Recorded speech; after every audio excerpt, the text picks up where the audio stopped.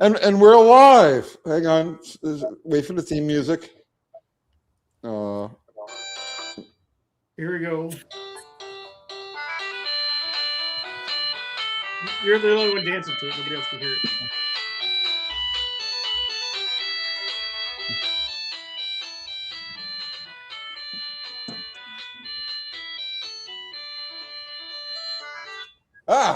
There we go. There a proper intro for a pro show, baby. Dr. Art, and we've got Austin from Automotive Adventures with Austin with us tonight.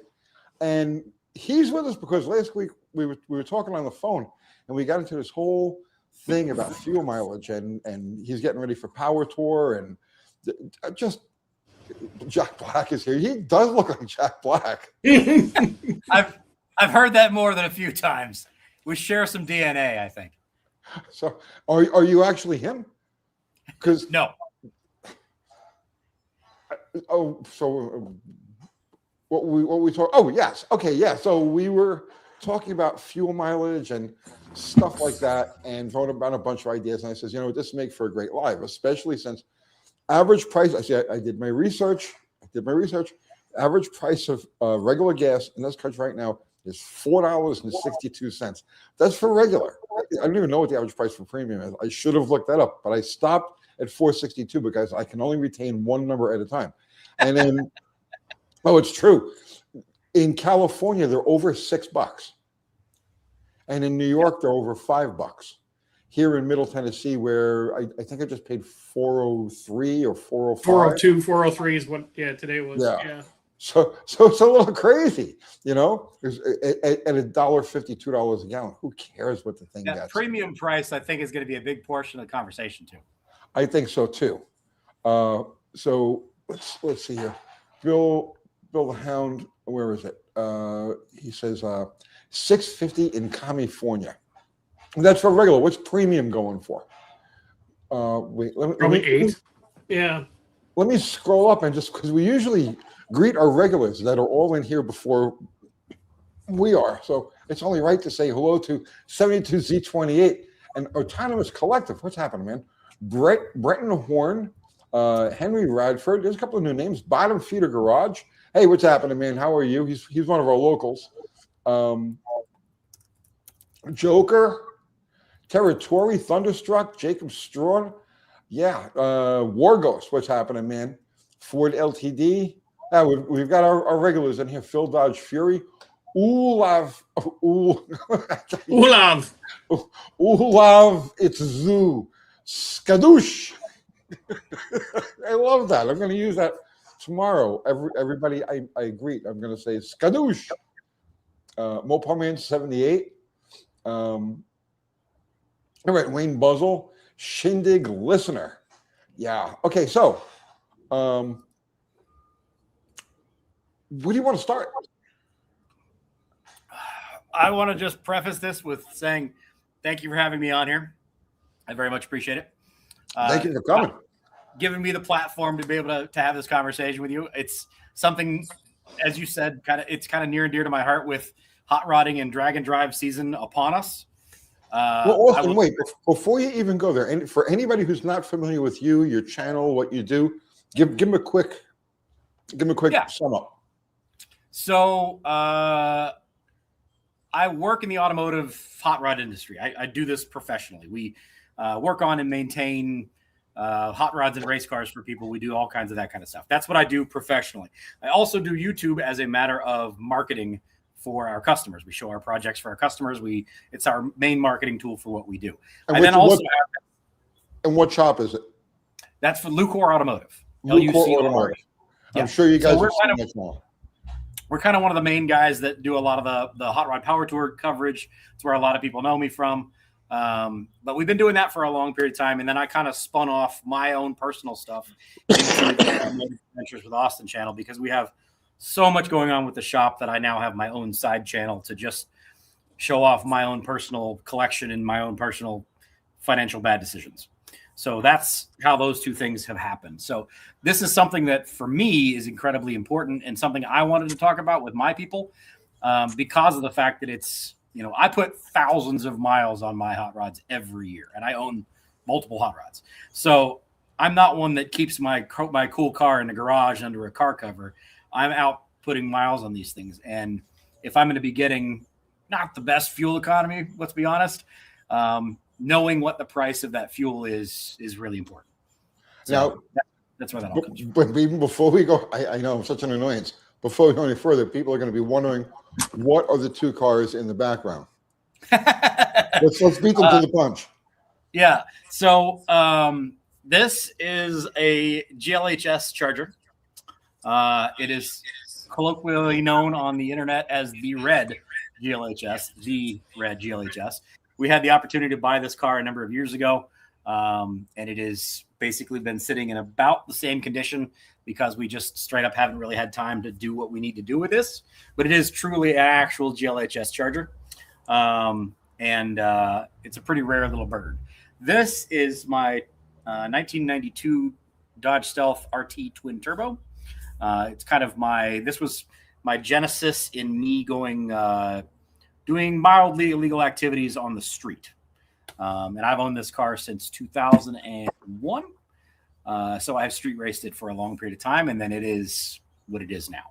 But these two are the ones that, typically speaking, get garage space here at my garage, my house. All right. I don't know what happened there. Yeah, Welcome back for a minute. Oh, all right. I don't know what I missed, but it doesn't matter. It was a great story. I'm sure it was. Well, you've already heard the story, so Yeah. Two technically turbocharged Mopars. What? Did they get to see her? No. all right. So let's get started. First thing I want to talk about is this whole hullabaloo about the E15. All right, Dr. Art, either of you guys, what do you know about it? I haven't seen any evidence of E15 anywhere here. Everything's still labeled E10. I haven't heard. All you hear is, "Oh, the sky is falling. Right. The sky is falling. It's E15," and it's like I don't think it's going to make much of a difference. Another 5%. The stuff that comes out of the pump that's E10 it's anywhere from 8 to 15 already. It's not like pure science perfect. It's not Right. synthetic gas. It's just we blend this and it's here you go. So should you worry about it? I don't know. I don't think so. It's probably No, I don't think so either. if you got a carburetor, but oh well, it's going to anyway. I don't think I spoke with one of my gas station guys because I'm literally at the gas station basically every day. They are not changing any of the nomenclature or signage at their gas station because this is a temporary, we're doing this for summertime kind of thing anyway. Okay. And for most cars, I completely agree with you. Not a big deal. It is what it is. For me, the problem is, let's maybe not use the word problem. My issue with it is the fact that we're basically using a Band-Aid to try to hide the additional costs that we're seeing that actually should have been transferred to the pump, as well as the fact that the energy density is going to be, again, slightly less because ethanol fuels are not as energy dense as gasoline is. Right. So technically speaking, we're going to pay the same amount of money while getting less fuel economy. Right? Well, I would imagine it's a problem. Not a lot, but not so much a problem, but I imagine once you get into higher compression, higher boost, then it may require some jetting. But for as far as or compensation for it, but as far as like a regular daily or a power tour type of car, I don't think it's going to make any difference at all. But people, I've seen a few videos where it's like, oh my God, it's the end of the world. It's E15. Yeah. Well, and like you read the comments, they're like, well, can't use it on cars before 2001. Well, if it's the only thing that's at the pump, you don't have a choice. Yeah. And realistically speaking, most cars are not tuned to within an inch of their lives anyway. Right. So a little liter mixture might help them out. So right. Yeah, and of course we've got the expert on ethanol right here. No jetting required for E15. It's not enough to make a difference. My thoughts exactly. But technically speaking, you are going to have slightly less energy density. You're going to have the same amount of air mixed with slightly less energy density. So whether or not it works out at the pump or at the dollar in the pocket, who knows? It's just interesting. Bretton Horn is saying E15 is cheap octane boosted fuel, good for higher compression engines. Not unless you add the volume. See, if you don't add enough volume, then the octane increase is offset by the lean condition that's created by too much alcohol. Right, yeah, because the computer goes, I'm going to shoot in this much fuel, and it doesn't know that it needs that 5% more ethanol adjustment. So you're just getting less power, baby.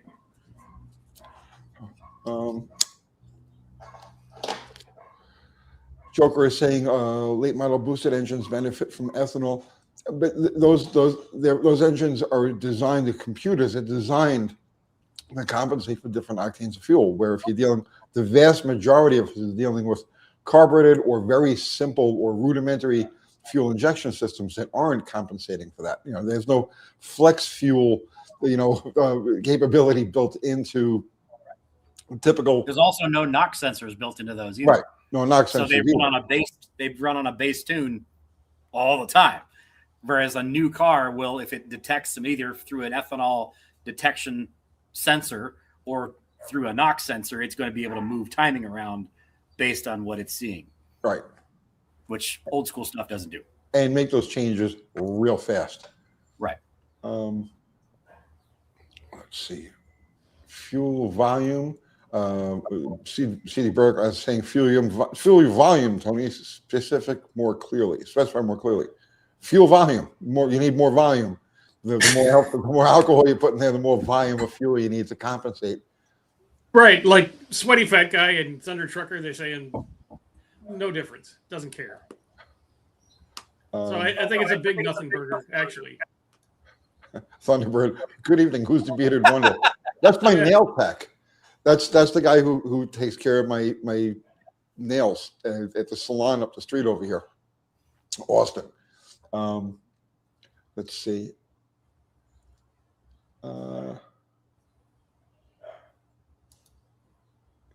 Shindig listener sounds bad, like it can damage cars. No, it's not gonna damage anything. It's not gonna, but I really don't think it's gonna make any difference. Even the E10, like what's labeled as E10, is never really usually E10. That's the maximum that it's going to be. Sometimes your E10 is just pure gasoline. It just depends on the brew for that region, that time of the year. It's always changing. E10 is just a label saying the maximum that's going to be in there is 10%. So right, and then like up north, the states, they have winter blends and summer blends of gas that they try and smooth onto people. Okay, same thing. Yeah, I guess one question would be, as far as damaging cars, we all know that rubbers and things don't like ethanol fuels, seals, O-rings, that kind of stuff. 5% more ethanol may be more damaging to that stuff. It's not built for ethanol fuels. Maybe. The way I see it is, we've been I don't know how long we've had the E10. It's been at least 10 years now. Yeah. My way of thinking is anything that's going to be affected by it would have been affected by it by now, right? So in other words, if you've got a car and it's just been operating fine, it's not. I can explain it to you. You take a car out of suspended animation, so something from the 70s that's been sitting since then. Yeah, you may have some problems with certain seals, definitely the fuel lines, but you should be replacing those anyway at that age. Things like accelerator pumps in the carburetor, like the leather ones, are drastically affected by it. But if your car's been operating on E10 and hasn't had any issues, or those bugs have already been worked out, E15 is not going to make any difference at all. And if it's compensating for, you want to compensate for the power loss, the potential power loss, you jet it up, you throw another 1,000th in there. So if you're running like 66s, go to 67s. And again, though, very few people, especially in their road cars, are going to be tuned anywhere near the point where that's ever going to show up.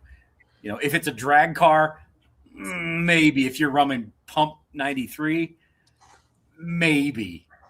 But usually you've got enough safety net there that either way, 5% is not going to make that big. Yeah, Sweaty Fat Guy is saying If it's a 40-plus-year-old car, replace the O-ring on the tank sender and the hoses because they're a fire hazard no matter what fuel it's running. Yeah, that's damn good advice, actually. Just because really you good should advice. doesn't mean you will. Because I have had that where I'll have a car that's sitting for. Actually, I had that with my 73 Roadrunner. It's one of the things I have to do. Car sat for several years. I filled it up with fuel, started to drive it, and then it was just dumping gasoline out of the O-ring because the O-ring had dried out. Yep. So that's actually a good point. Your fuel economy does go down if you leak fuel right out the back. This is true. It's been known to hurt mileage. that'll adversely affect it. Yes. PG, the Bill Hound show is. I wonder if it's bad for my 05 Ranger. No, I think he'd be fine with that. So, and actually, this is a good point too. Eric, what about boiling point of V15 and vapor lock?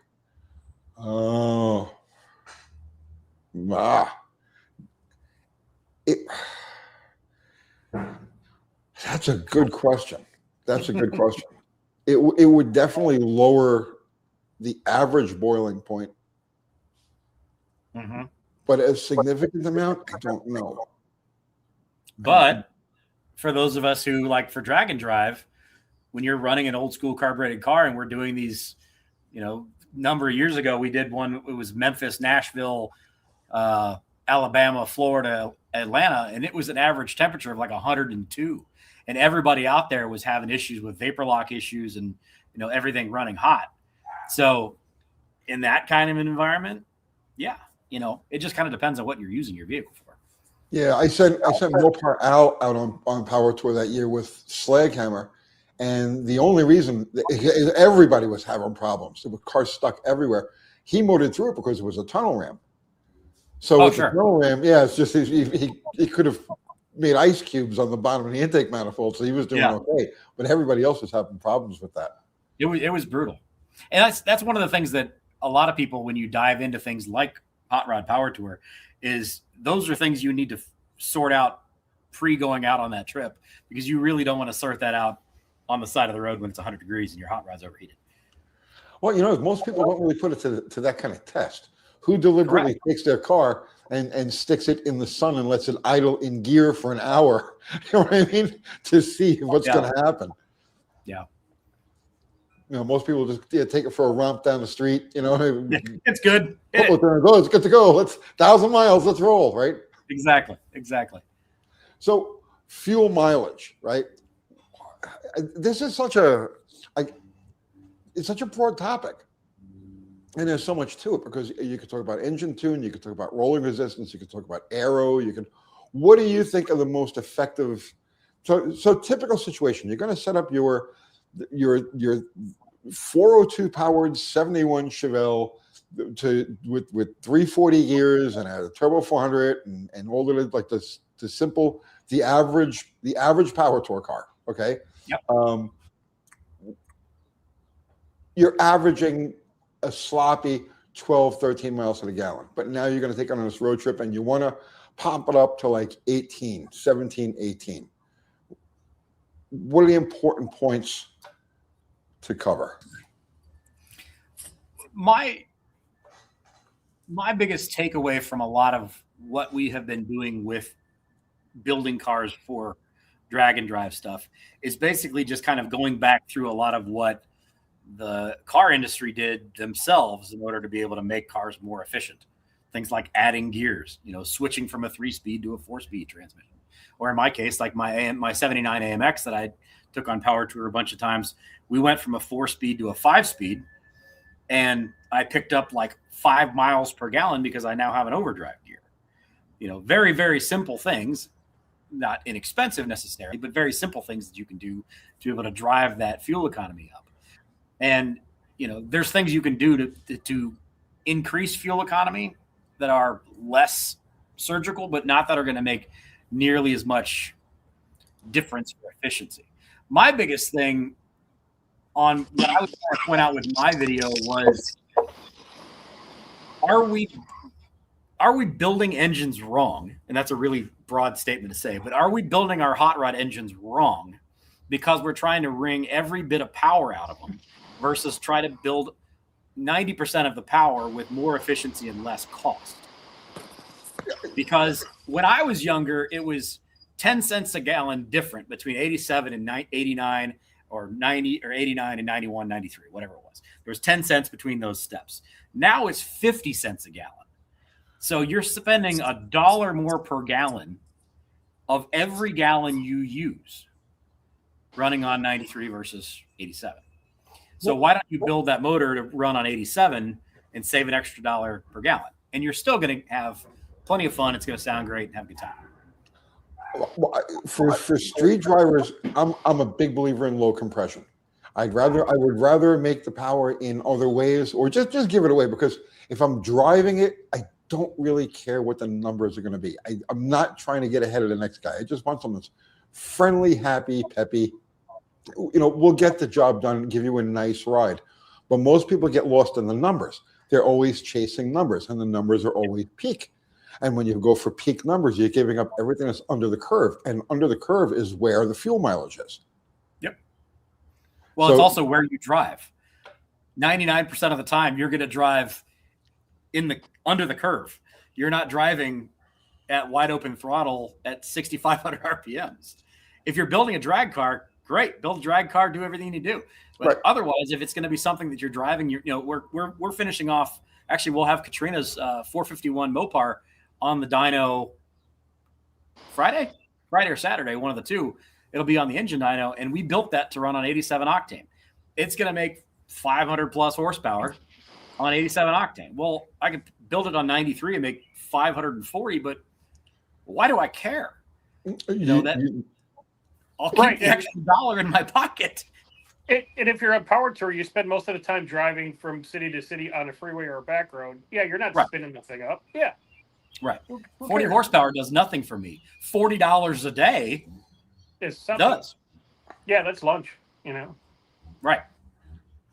Sweaty fat guy is saying Austin is right. Why bother with 93 when you won't notice the difference in power running 8-1 versus 9.5-1, and it's a lot cheaper? Yep. So that's my big argument. Dollars for donuts, or donuts for donuts, whatever the phrase is. Okay. There's everything else being equal. There's a 4% difference for every point of compression.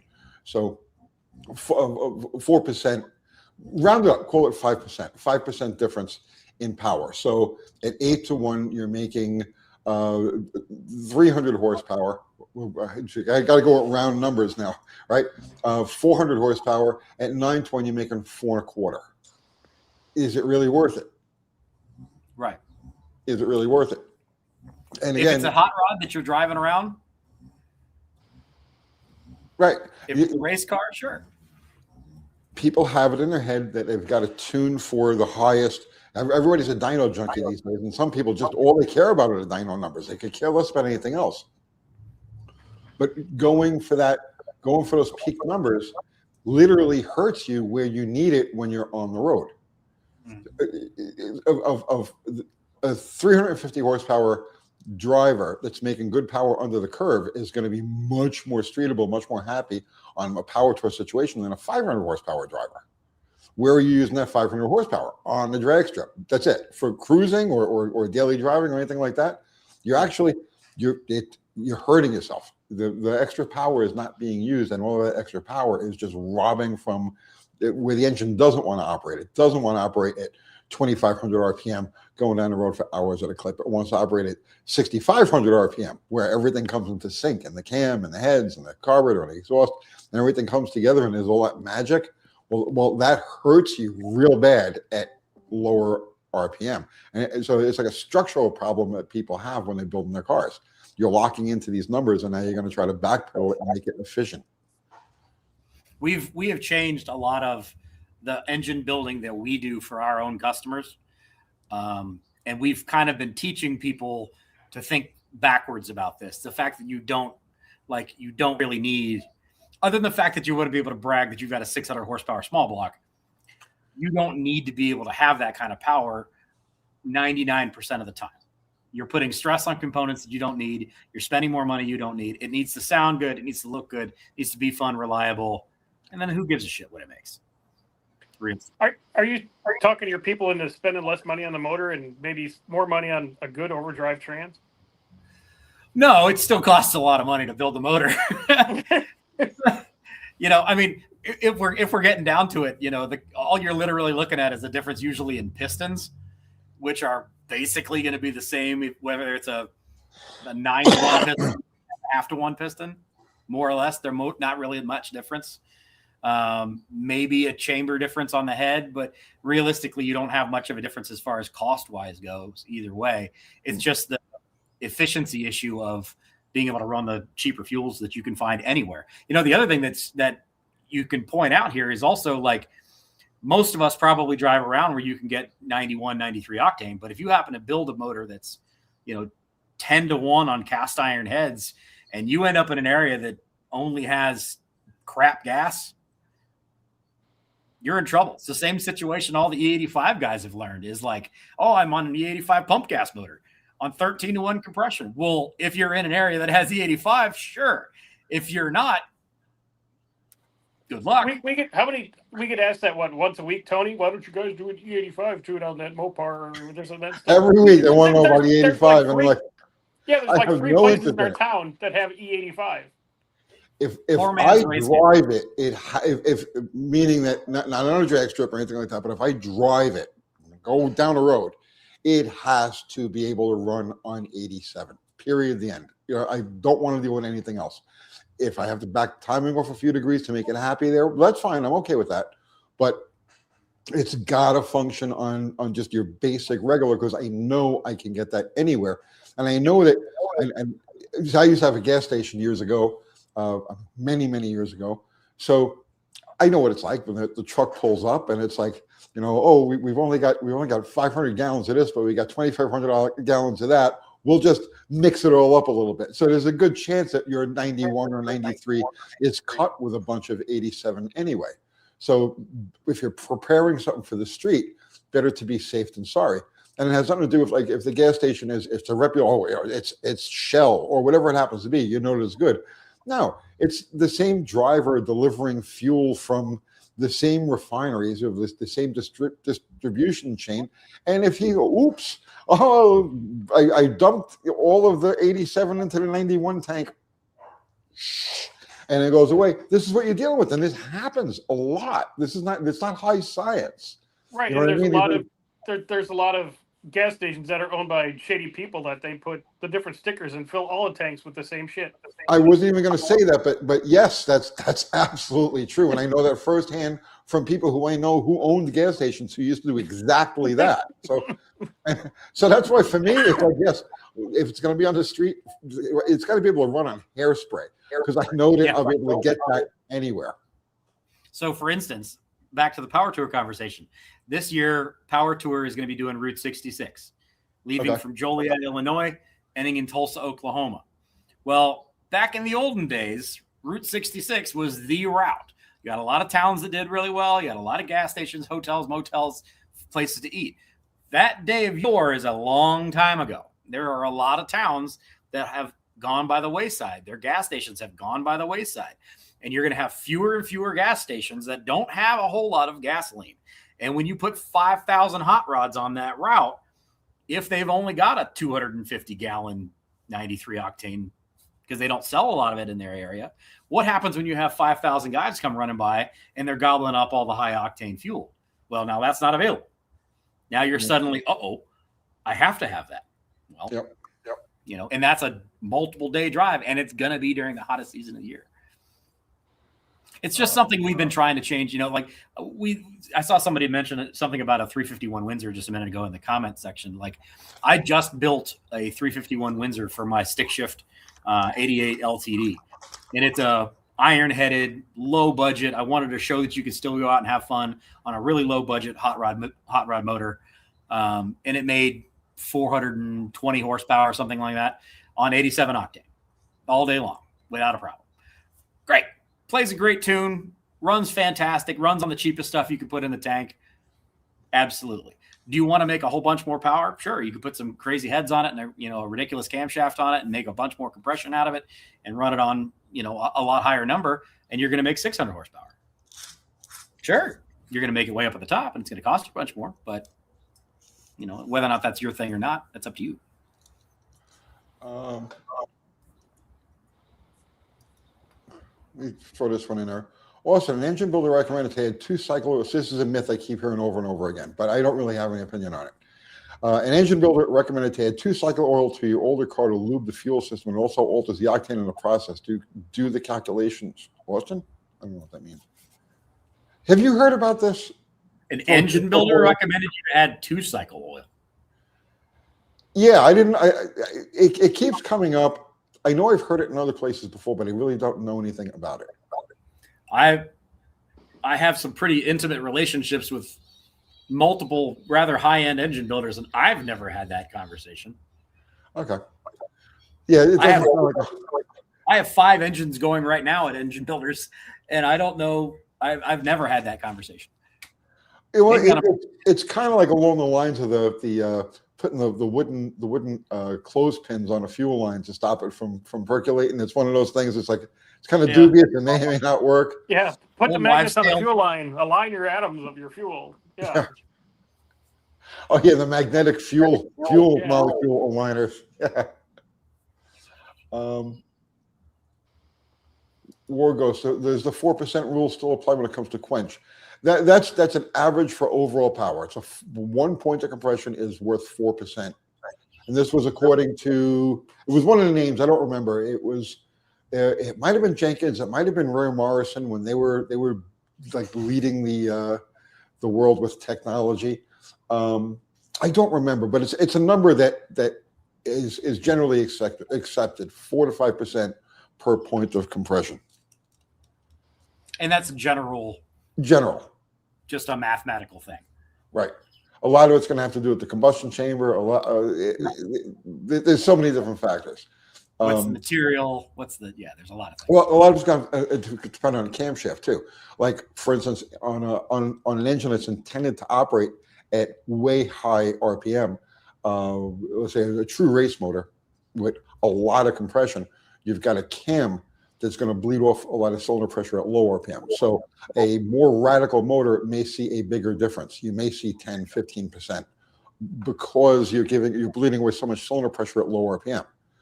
But on an average, for an average engine, that's about what it comes. That's a conversation I try to stay as far away as I can, because you get into some very weeds conversations about, the dynamic compression versus the static compression. You get the old guy that's, my uncle ran a 13-1 compression Camaro back in 1987, would lift the front wheel, like jump over the Coke can. Jump the Coke can with this Camaro, yeah. In the parking lot, yeah. There's general rules for a lot of this stuff, but then when you're getting into something where you really need to have a lot more complicated conversation, you need to do a little bit more research beyond when you're pushing those levels. If you're going to be jumping Coke cans, it's important. So, Dr. Art, your area of expertise is fuel injection, right? And I'm a Luddite, and if I could run these things on candles and whale oil, I would. But EFI versus carburetor in this situation, I think you have the edge. What say you, Dr. Art? That's a tricky subject, but I would probably agree you're right, because most modern computers will compensate for little differences in fuels. Well, I'm talking about like a Holly setup or what's one that you were working with? Aces. Yeah, aces when they run, but okay. When they run, would you see a mileage advantage, and if so, how much? So let's just say, give me what's the CFM on one of these on a typical streetable Holly Sniper setup? I think they're around about 800 total you can get out of them. Okay, so 800 CFM injector, throttle body injector versus 800 CFM carburetor, steady cruise, highway 60, 70 miles an hour. The fuel injection is probably going to win out by a little. By a little. Just because you can really tune it in and make that engine super happy. But the carburetor, you have a 72 jet from off idle to 7,000 RPM. And it's going to be what it's going to be. Yeah. Yeah, it's going to be what it's going to be. With the fuel injector, you can change that volumetric efficiency number from here to the moon on, light cruise. You could, if you're 70 miles an hour in light cruise, you could run, 38 degrees of timing. It's not going to bother it because you're not using a lot of fuel. But you don't want to have 38 degrees of timing, when you're full throttle and full rich, you'll knock the rings out of the thing. They're just more able to get that little extra ounce of efficiency out of it in all different conditions. What would you think on an average? So you've got a well-running mid-range, a well-running highway-tuned Versus a 4-barrel, carburetor, easily 10%, I would think. 10% advantage or thereabout. Yeah. Oh yeah. So a 15 mile per gallon combination, you'd be looking at It's 16 and a half. Yeah. 16 and a half. That's significant over a long. If you're going 500-600 miles or 2,000 miles on a power tour, yeah. It adds up. Austin, have you ever done any back-to-back on that sort of thing? It's something that I've kicked around. I have a number of different fuel injection setups on a couple of different my cars, and I have considered. I've never documented this. I kind of can wives' tale it, and I'm going to say that Dr. Art's correct on that. I've never scientifically proven it out. Like take an 800, bolt it on, do a 50-mile drive, see how much fuel consumption we've used, and then switch it to an EFI, which is basically the same CFM. Do a 50-mile drive and see how much fuel we've used. I've never scienced that out. I do have the vehicles to be able to do that with. I could technically do that. It would be interesting, and I would probably start some gigantic fights on the internet about how that works out. But you didn't do this, and you didn't do that. Yeah, exactly. It'd be neat, but yeah, it would. But there's always going to be. Oh, well, you were driving into a headwind when you were doing the carburetor, or right. You didn't check the air pressure before you left, and it would still make for some thought-provoking content. I think it would be. I was crafting a semi truck for some of that, so I got better fuel economy. Yeah. I watch all of the EFI versus carburetor comparisons, and I always giggle at the end because the carb won. Yay! So it's I would watch that one, keeping my fingers crossed for the carb, but it would definitely. Well, in all those challenges, they're always on a dyno looking for top numbers. Peak, right? But we're not talking peak here. No, you're talking. Yeah, you're talking. I have to drive. Well, if you have to drive from Joliet, run the whole route to Tulsa, but then you got to drive all the way back from Tulsa. So that's a couple thousand miles. Yeah, but then you're driving uphill the whole way back. Yeah. So yeah. I mean, we talked about so I'm in Columbus, Ohio. And we've talked about doing a 270 loop. It's our outer belt around the city. Yeah. Is leave stop, run one loop on the outer belt, see how much fuel you consumed, switch it over, run exactly the same route, and come back. Obviously you're going to have some difference with especially with in-town driving, but I don't have a lot of that. If I'm just leaving directly from the shop, I'm pretty much right on the highway. So technically speaking, I could do that. If you do it like 9 o'clock at night on a weeknight, there's not going to be a lot of traffic. You just hold it steady and just turn a loop, just do a lap. Yeah, it's technically something I could do. All right, so this is something that people ask me about all the time. Literally, almost every video I ever do, people say, "What about the carb cheater? Have you tried a carb cheater yet?" And I have no answer for them because I haven't tried it, and I don't know very much about it other than it's a metered vacuum leak. Yeah, so I have one. I had one on my You have one. Okay, so yeah. Tell us about the carb cheater. Does it actually make a tangible difference? So for me, the tricky thing with the carb cheater is it's a Band-Aid on whatever you didn't do correctly with your carburetor. It's, as you said, it's a metered vacuum leak. It's basically like a halfway step between having a computer figuring out how you're supposed to be doing your fuel and you not putting the right stuff in your carburetor.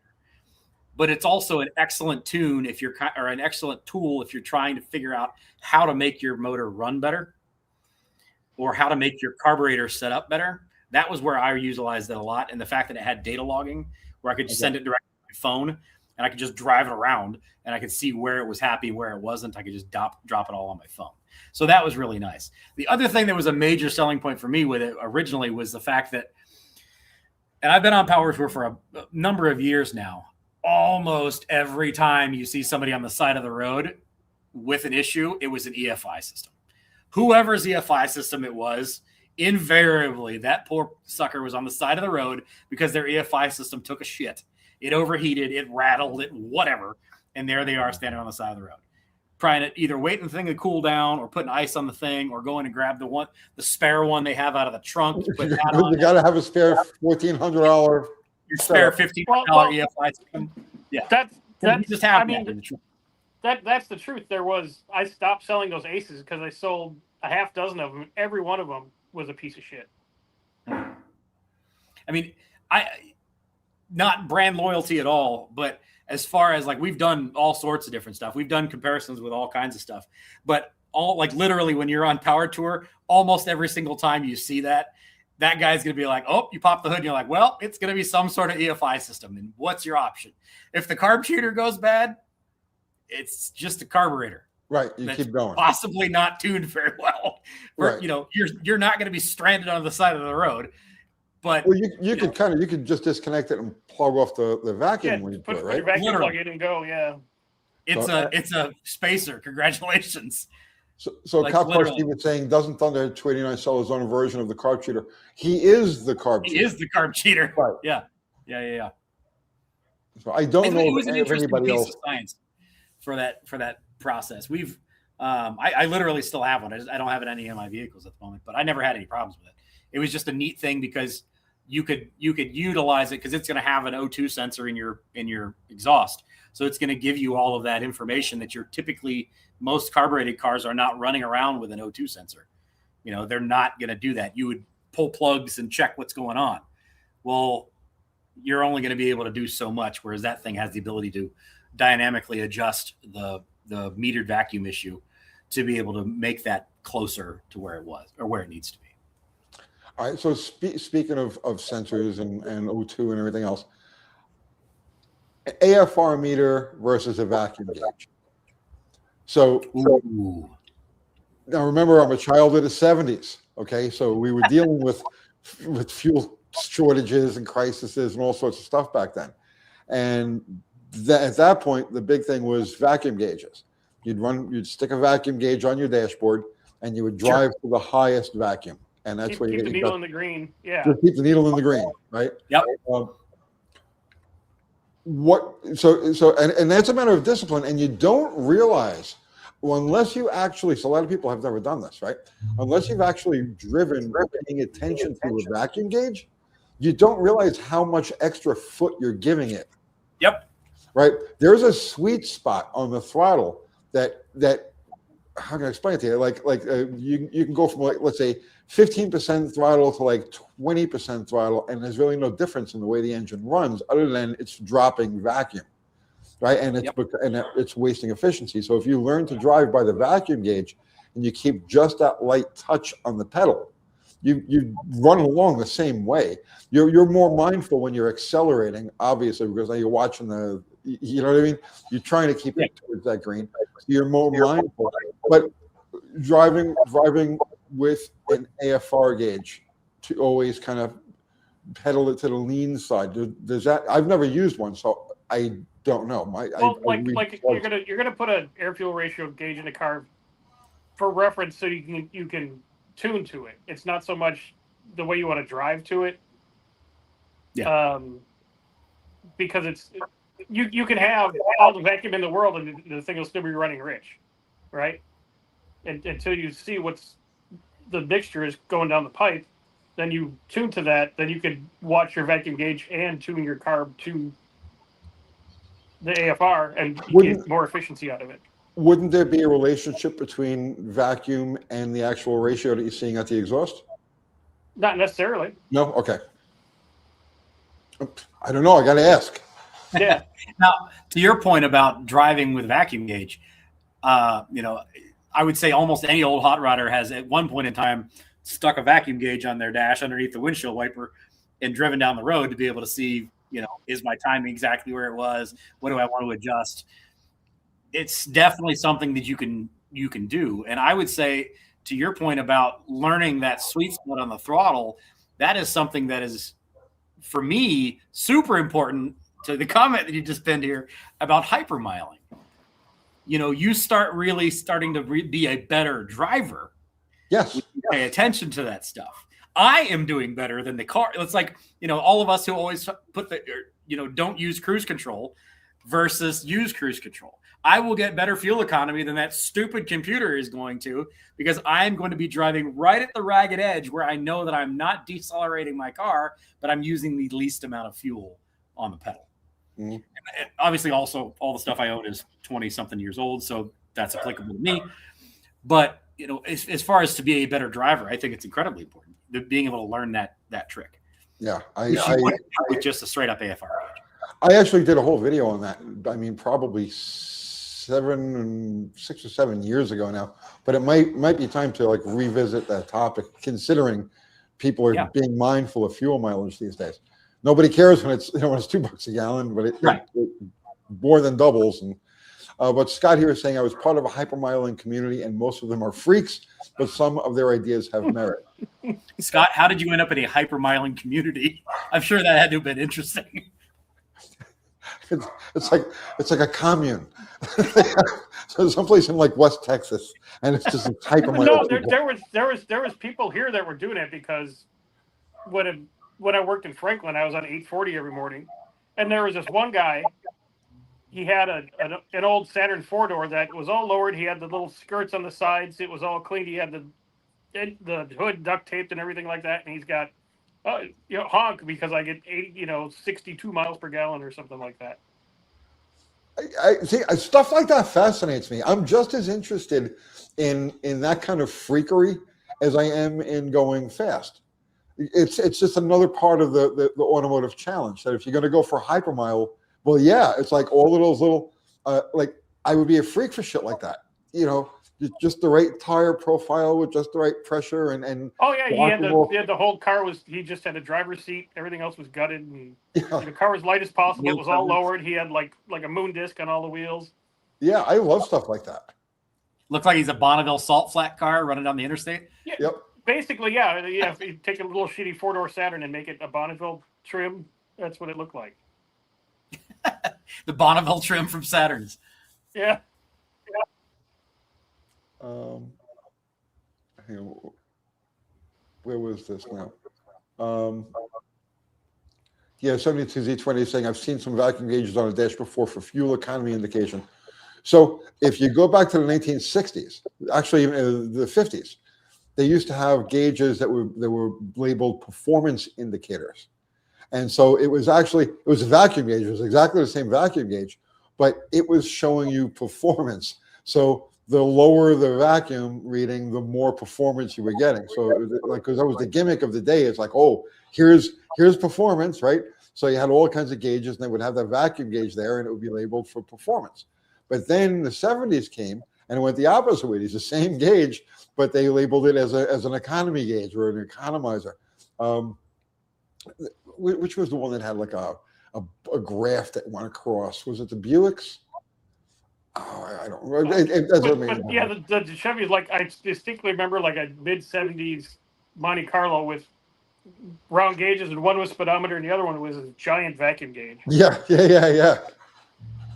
These both have vacuum gauges on them. Do they? But they read the other way because it's for boost. Not for vacuum. Right.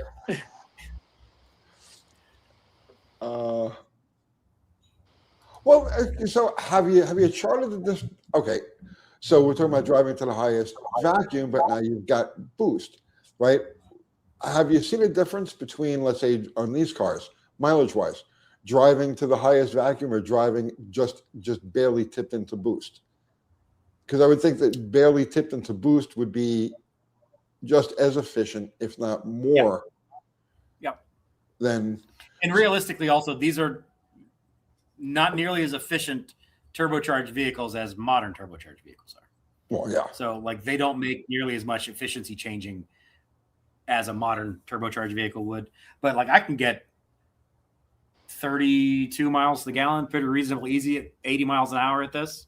Wow. Just running around, just barely into boost, and it's wonderful. You know, it doesn't. It's also slippery as a bullet, but you know, I don't know that I've ever tried to drive around purposely trying to hypermile that car. I couldn't honestly answer that.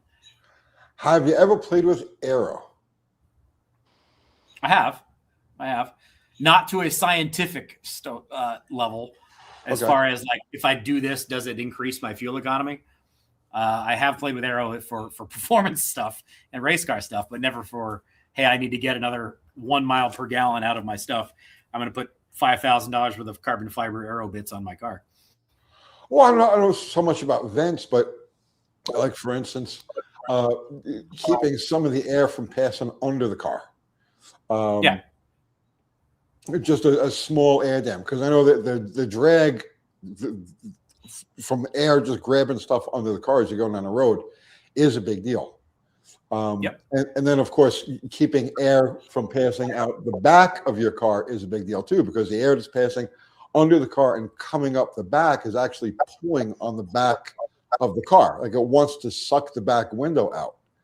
So I would think anybody who's ever driven hard or driven fast, you're going to you can feel that it's requiring more and more power to push through whatever that air turbulence is, whether or not it's the air in front of the car, it's the air lifting the car from underneath it, whether it's a vacuum issue behind it, you're going to feel that. And you would immediately feel that when you do things like a belly pan underneath the race car.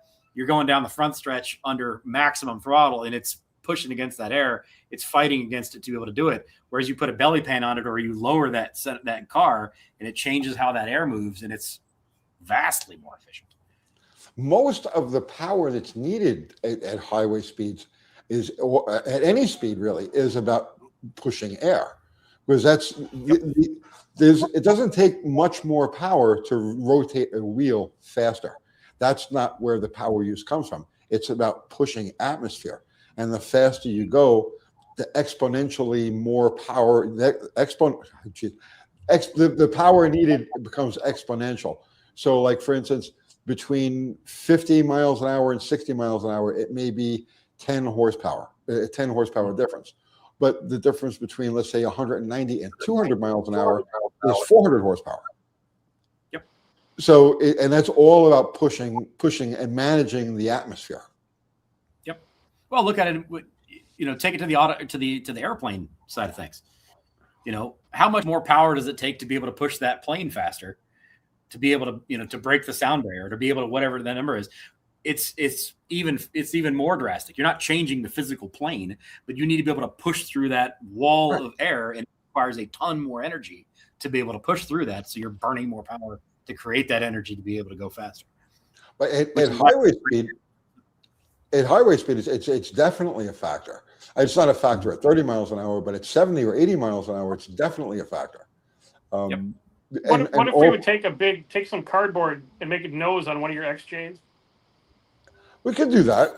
Like a super bird nose. I don't think that would be pretty badass. Could you see that? I don't think that would be a great video.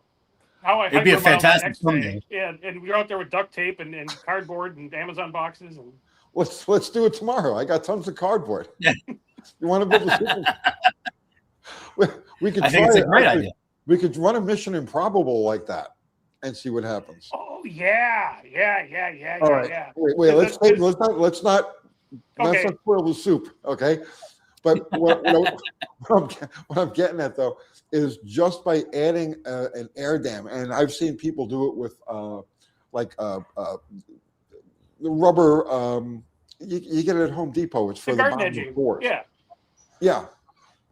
Just fixing that to reduce some of the area under the grill of your car or under the bumper of your car makes a difference. Any bit of air that you can keep from going underneath there is going to work to your favor. Yeah, you build a rubber spoiler and a duck nose on Mission Improbable, and I know. I don't think the air coming out the back is that much of a difference, but the air at the front definitely does. And closing off grill opening is another thing too. Yeah, right? that's the whole purpose of that duck nose, of that Superbird nose on the XJ. But in a more practical way, let's just say I was going to take that XJ out on Power Tour. Okay, I could block off a good portion of the grill because only some of it is actually being forced through the radiator. Right. I could block off sections around the grill from the inside with cardboard or something like that, because every bit of air that I can keep from getting under the hood and trapped under the hood, because that's a dead end for air. It's a big deal, aero-wise. And another thing we found years ago, I did this with a GTX. We jacked up the back of the hood. We misadjusted or poorly adjusted, wrongly adjusted the back of the hood, the hinges, to get a gap at the back. So instead of the hood sitting level with the cowl, it was up a little bit and left about 1.5 inch gap. And we ran that, and back to back, there was a 2-mile-an-hour difference at Englishtown. And the only thing that we could, this was back in the 80s when I was doing Cars Illustrated magazine, and the only thing we could attribute that to was the air that would normally be trapped against the firewall and holding the car back that way had an escape route. I had the same thing on my Cougar when I was living out in Vegas, because it's 100 degrees and you want to run 100 miles an hour. There's a lot of heat. So the hood of that thing was up in it, and it never got hot after that. Now, if you're going to do this, can we also get some sort of like a redneck wind tunnel situation where you've got a fan and some smoke? A fan and a fire extinguisher. Yes. Shoot fire extinguishers at it, yeah. Or get 17 kids with vape pens and just have them blow on it with a vent. You'll see what it looks like going over the car. The car, it would smell like bubblegum cherry pop forever. I couldn't handle that. If you look back in the old days, though, a lot of the stuff that people thought was like, oh, well, this is aerodynamic or this is efficient, they were like, I don't know, this might work before they could, before they would do automotive wind tunnel testing. A lot of the things they thought would be slippery or really efficient ended up not being. So I got to tell a quick story about this, right? So this is kind of going off, but it has to do with this. My kids, they were the Boy Scouts, and they had the what do you call it race? The Pinewood Derby race, where they give you like a chunk of wood, and you're supposed to make a car out of this thing, right? So I was doing the Top Fuel cars at the time, and I was very aero, like I was like super aero aware, okay? Because there you're not trying to make the car go through the wind. You're trying to actually get the wind to push the car down and hold it back. It's the opposite. With nitro, you want the air to hold you back, not send you forward. So because you burn more fuel that way. But I said, okay, we're going to win this. There's no way we're going to lose this thing. I'm all on this. So I crafted this thing into the shape of a tadpole. It's like a teardrop. Right, like elongated, like that. Yep. And the big part was the front. Right, so because that blunt thing was going to flow the air, right? So I went every trick I could think of with this thing. I took the wheel, I narrowed them down to just like razor blade, right? Graphite lubrication everywhere. I melted lead weights into the very front of it, ahead of the axle, so that the back of it wasn't actually touching the ground really. It would just kind of hover there. This thing was perfect. I spent a lot of time and effort on this. So we go to the Pinewood Derby race, and you have no control over the thing once you hand it in.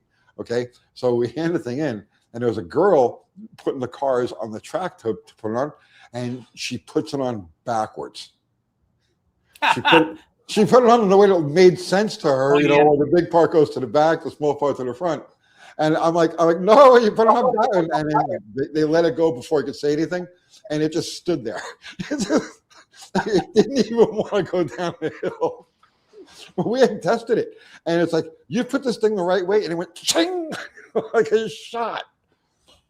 I have a literal Pinewood Derby story myself. When I was in Scouts, when I was like 10 years old, we my dad was in the automotive or the trucking industry, and we had made this beautiful, looked like almost like a Stingray Corvette that was just unbelievably beautiful done, and then painted with PPG paint. Same thing as far as like polish the little, stick axles with and use graphite lubrication. Like this thing was cherry. It was nice. And I had another friend who had a father that was not formally educated, but super smart dude. And he basically took that thing, rounded off the edges, and put lead weight inside of that thing and painted it like a Snickers bar and sent that thing down the road. And he won 2 years in a row.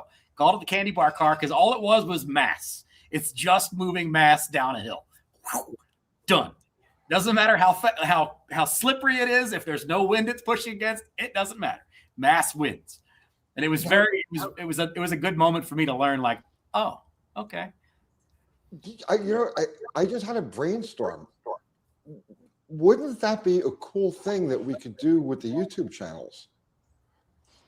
Build Pinewood Derby cars. Oh, and like a 100-channel Pinewood Derby challenge. Yeah. We have to have a set distance, and it has to be timed a certain way because we can't get everybody together in one place. It would be logistically crazy. But I bet you we can get a bunch of different channels involved in that. Mm-hmm. You'd have to be real specific on the rule book because YouTubers cheat a lot. Oh, I would be cheating every way I possibly could. Are you kidding me? What's that rule book say I can't do? If it's not in the rule book, I can do it.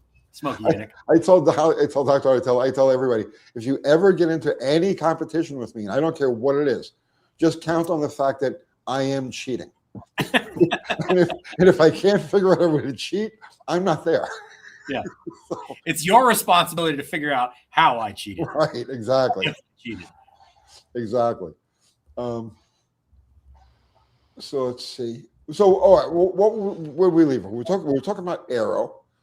Tires. Mm.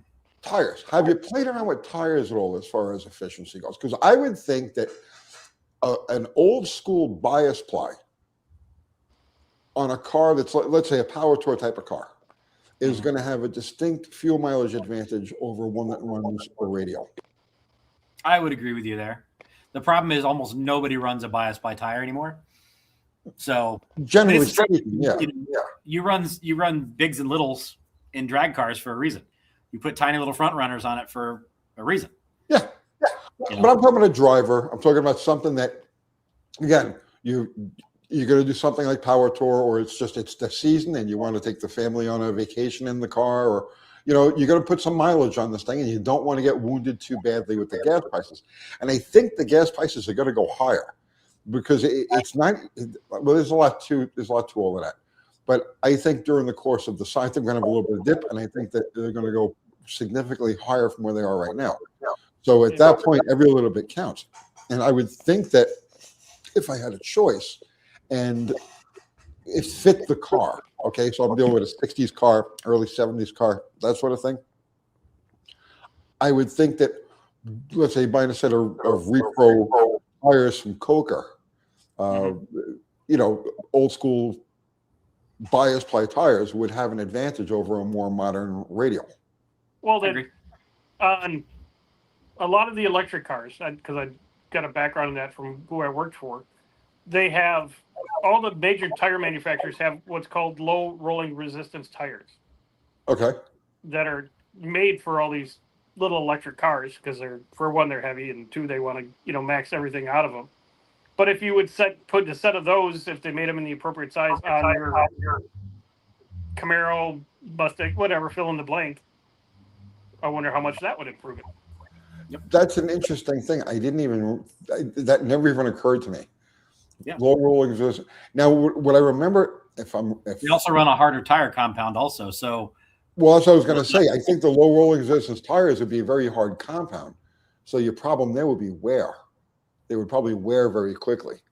Well, no, they're hard, so they're don't made wear. For the heavier. Yeah, the wear is extended, and the sidewall is a little stiffer. Also, it's not quite a E-rated 10-ply dually tire, but it's a stiffer sidewall, so there's less compression, so there's less you have because on a normal tire, say your tire patch is like this because Right. of squat.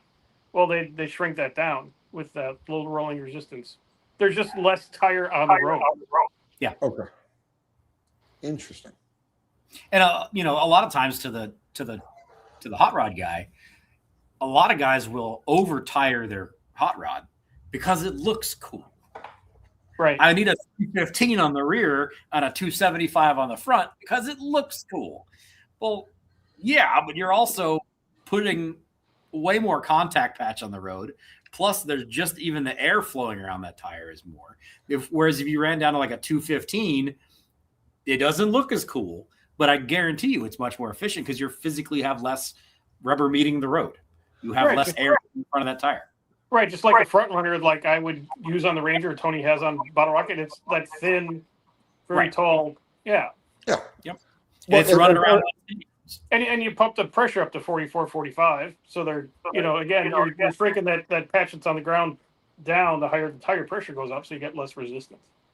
Well, and if you look at where the no prep drag racing world is now, where they're running like long travel front suspension stuff, those front ends are coming up in the air, and those tires are running on such a tiny little. They're barely hanging on. Yeah, it's literally running down the road on its tippy toes, and that's another benefit of how they're being able to go as fast as they're being able to go.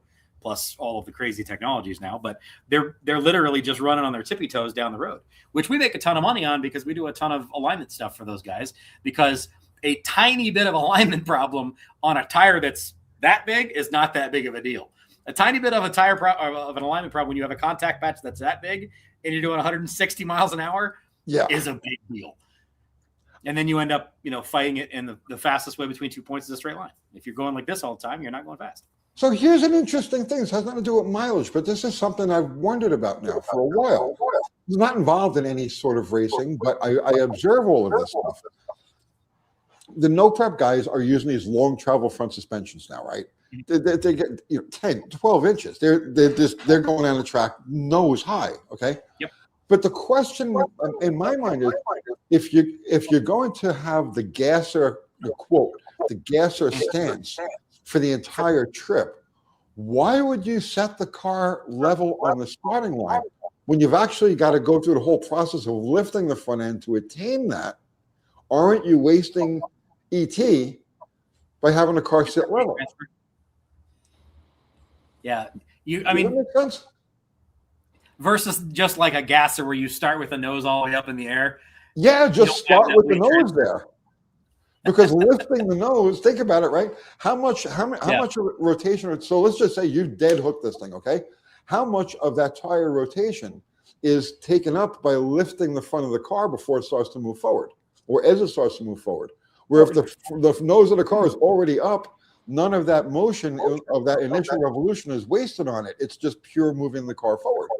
Or are they just using that transfer to plant the rear tires for the first 30 feet? Yeah, but why start them level and then have them lift? Just start them lifted, and then the car doesn't have to go through this motion before it moves forward. Transfer is not the same. How so? You think it's throwing the weight back? There.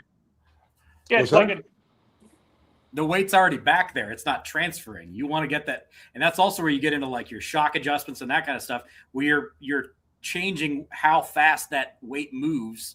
Right. And moves back there versus on a gasser, it's already on there and it's not going anywhere.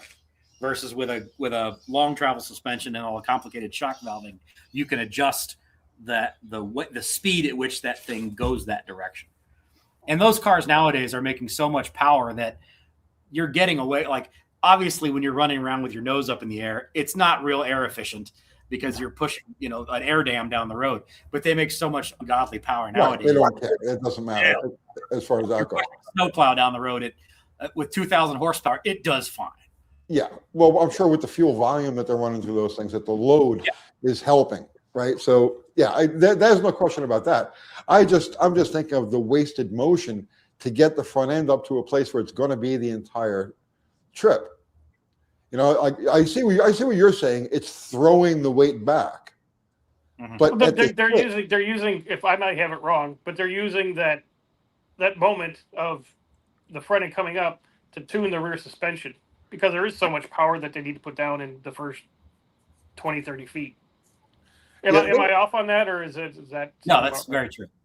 And most of those guys are running 1, 2, 60 foots nowadays, 1, 2, 1, 3, 1, 4, 60 foots, depending on what the car is. So, there's a lot that goes into that world, which is why it's, the thing with no prep is it used to be the inexpensive way to get into racing for the normal guy.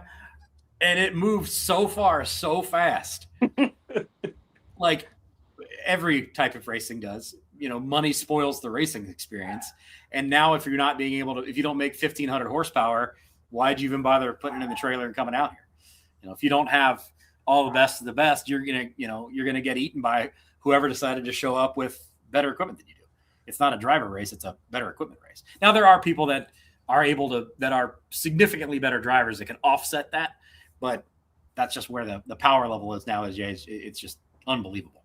Yeah. Well, I mean, a lot of it depends on what rounds you're in. The earlier rounds, the lower horsepower cars have an advantage. So you're running a back half race someplace, you know what I mean? And somebody with a 7-second car actually has a chance in the early rounds.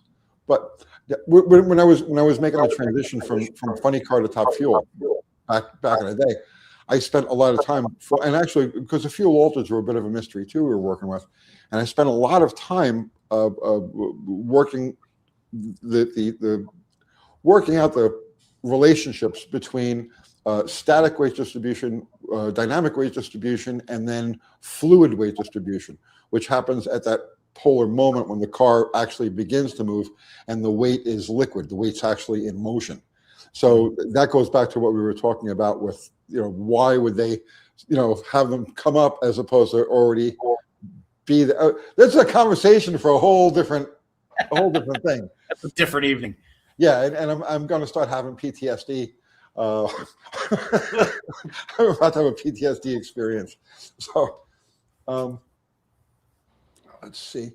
What else? What other areas of this do you want to? What other thoughts do you have on the topics of fuel mileage, Austin? For me, what I really kind of got my brain around was, in my example, what I used in my video was I have my turbo Passat Volkswagen that runs on 91, 93, whatever, premium gas. And then I had my 79 AMX. And you end up in a much tighter than you would imagine cost per mile when you factor in the fact that one runs on $1 more per gallon gas than that one does. And regardless of whether or not the gas is $2 a gallon for 87 or it's $5 a gas for 87, it's going to still be $1 per gallon difference between those two levels. And it was like, I think 2 cents difference between that car and that car. And what it really got me thinking about was like, well, what if I were to build something that was a low compression motor that was in a chassis that was reasonably efficient, and it did a lower compression V8 with a 5-speed in it, and I was building it for efficiency, because that 304 AMC that's in that, I did not in any way build for efficiency. I just built it for budget. It wasn't anything, I wasn't intending to do anything exciting for it, but it really got you thinking about like, well, I mean, if we just kind of half-assed our way to this, what if we were to build something nowadays with all of the technologies that we have? Why couldn't we build a V8 rear-wheel drive manual transmission sports car that looked cool, sounded cool, and got 40 miles to the gallon with all of the other things that we have? Or that me and my shed could build a hot rod, small V8 rear-wheel drive stick shift car that could get 30 miles to the gallon. It's certainly doable. And then you're doing it on 87 octane. So now that car is more efficient than, whatever else you used to run into. Because if you look back in the early 2000s too, you could buy a Honda Civic that would get 40 something miles a gallon. 50. Back in like 2000. Yeah, the little CRX has got 50 miles a gallon. Right. Like that was 2 decades ago. No 700-pound battery. No, none of that stuff. Like, come on. We had to have come up with something for efficiency better in 2 decades of technology. No, we jumped the shark around 2005. That was kind of peak for me. 2005, 2006 was kind of the end of it, of all good things in society. But yeah, I mean, it's to me like, well, to your point with the CRX, the Honda made that CRV that came, or the CRZ that came out, And everybody's like, oh, well, this could be fun. It's the spiritual successor of the CRX.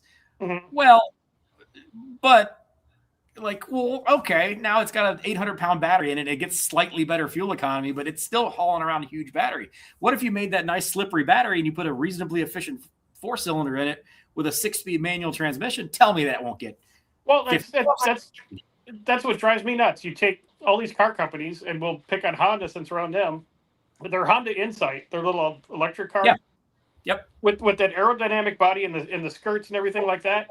If they took a little 3-cylinder turbo Honda motor, that would easily get Honda has. 50, 60 miles to the gallon. Yep. Without hauling around a 800-pound battery. Right. At a couple of years. Yeah. And you don't have to worry about where the hell you're going to put this battery when it dies. Right. Well, Yeah, that's where my brain went, was like 20 years of technology later. And it went backwards. Right. Well, I think a lot of it has to do with just the sheer size of what they're building today. Because if you look at the economy cars, let's say blanket phrase, economy cars from the early 2000s and back, they were tiny. They didn't push a lot of wind. But these days, the smallest cars they build, they tower over even mid-sized cars. Oh yeah, you could put 4 fat people in an economy car now. Right. No problem. Yes, I think that's a lot of where the efficiency went. Just the sheer bulk of these things and how much atmosphere they have to push as they go down the road. And how much it's a cheap car, but it has to be quiet. It's got to have all this electronics. It's got to have all this BS on it. Get rid of all that. Different airbags. Yeah. You can get into some real slippery slopes and conspiracy theory stuff too, as far as like regulation wise. We regulated this and we regulated that. Yeah, I know. Hi, I know where I am. But you can get into a whole lot of that. But if you look back at like, a Ford Ranger or a S10 pickup truck, like I have a GMC Cyclone. If you look at a GMC Cyclone right now, and you look at the smallest thing that GM makes as a pickup truck, like let's just talk about efficiency and cost. When I was young, if you wanted to start a small business as a painter, a landscaper, or whatever, you went out and bought an S10 or a Ranger. And they were not much money, and they were efficient as hell. Mm-hmm. Super easy to work on. You fast forward that now, and they're not much more efficient. They're massively more expensive, and they're enormous vehicles. Whether or not whatever conspiracy theory you want to believe in, but I got to think if you were to build an S10 pickup truck with an efficient 4-cylinder in it and a 6-speed manual transmission, it's going to get 40 miles to the gallon without trying. I blame the Dakota for killing the mini truck, because you had because it was mid-sized, yeah, because at that point all of the small trucks had to get a little bit bigger, because the unthinking masses are like, well, look how substantial that is, and look at my little Nissan Tin Can. I'll have to, and so I believe that the one-upmanship in pickup truck size started with the Dakota. And it's been downhill. It also changes with your fuel regulation, though, too, based on the size of the vehicle. That's right. Plays around with that. So you go to a bigger and bigger vehicle, and you don't have to be nearly as efficient. So they bloated the vehicle so they could continue to be less efficient. There's a whole lot of right. I call it the big hamburger scam, because look, there's this bigger hamburger you could have now. Get rid of your little hamburger that was probably perfect and tastes fantastic for this bigger burger, which sucks. And everybody goes for the bigger burger for no reason. Yeah, the modern F-150 is the same size as like a 90s F-350. Oh yeah, that little what they call a Ford Ranger now is the size of a 68 F-100. Yeah, it's disgusting. It really is. I love mini trucks. I had a slammed when I first moved to Tennessee. I had a slammed S10 with a 350 in it, and I loved that thing. But you could probably get 23 miles to the gallon in a slammed S10 with a 350 in it. I used to drive it. It was actually during a period of time that I was moving from Tennessee to New York. So I was coming down here every weekend. I was making this round trip. It was a 1,600-mile round trip every weekend, and I did that for a year. And I used that S10 for most of those trips. And yeah, I was knocking down 23, 25 miles to the gallon. No problem. That's why I would take it, because out of everything I owned at the time, that thing got the gas mileage. The V8 pickup was the best efficient thing. Yeah, and it was a stock 350 with technology from the dinosaur. Yeah, middle 1970s 350 with a. It didn't even have a 4-barrel on it. It was it was. I never swapped it over. It was a 2-barrel carburetor. I was like, man, it runs. That's all I care about. And but yeah, the carburetor thing. That's something. It just dawned on me because just for old timers' sake or nostalgia's sake, back during the first gas crisis. Well, I wasn't involved in anything during the first gas crisis, but during the second one in the late 70s, the big thing at that point was people taking their 4-barrel carburetors off and swapping over to a 2-barrel, which was completely counterproductive. For you guys who are watching this that aren't like very mechanically savvy as far as like how things like carburetors and stuff like that work, a 4-barrel carburetor, a production, the kind that you would find on a typical car, and it doesn't matter if it's a quadrijet, which is a true spread bore, or even like an AFB, or any, have smaller primary barrels than the equivalent 2-barrel carburetor that you would be putting on there. Right. So the 4-barrel carburetor would actually generally get better gas mileage than the 2-barrel equivalent. And I remember this like it was yesterday, where all of these guys with 4 barrels on whatever it happened to be, you know, the Buick Electra or their, or like, oh, I got to find a 2-barrel intake for it. That was a big thing. And people paying you to swap it over, and you try to tell them, no, look, the primary barrels on this carburetor are tiny. Look at the barrels of the carburetor you're putting on there. You know, right. It made sense to the mechanic, but it didn't make sense to the average person. But back to your point also about driving with a vacuum gauge, those were vacuum operated secondaries. So you were driving around like on a Q-Jet, like on my Pontiac. Yep. I have a 455 cubic inch Pontiac in my 70 Le Mans that still has a Q-Jet on it. I'm driving around on these tiny little sucking straws right. on the primaries, and it gets 15 miles to the gallon out of, a rip-roaring 455 Pontiac. If I lay it and you open those secondaries, obviously my fuel economy goes down the toilet. But if I were to put a reasonably sized 2-barrel on it, I'm not sucking through a straw anymore. Right. Yeah. Well, just an apples to apples comparison. If you had, let's say, a 3-3 Mopar that came with a 6 1/4 AFB or even the ABS, right? The 300 CFM primary barrels are smaller than the 500 CFM 2-barrel that would have come on that engine. So net, you would actually see probably a 1 or 2 mile per gallon loss average driving, like through the range, going from the 4-barrel to the 2-barrel. It's backwards, but people don't think. They don't think. My 77 LTD, I just bought a couple that I've been daily driving all over the place, is a 351 Windsor with a 2-barrel on it. It gets like 16, 17 miles to the gallon daily driving it on the highway and in town. Perfectly fine. If I were to put a quadrijet style thing where it's got a little tiny primaries on it and secondaries, I would probably pick up efficiency. It would be a more efficient driver, which is counterproductive to most people's minds, but realistically speaking, it would work.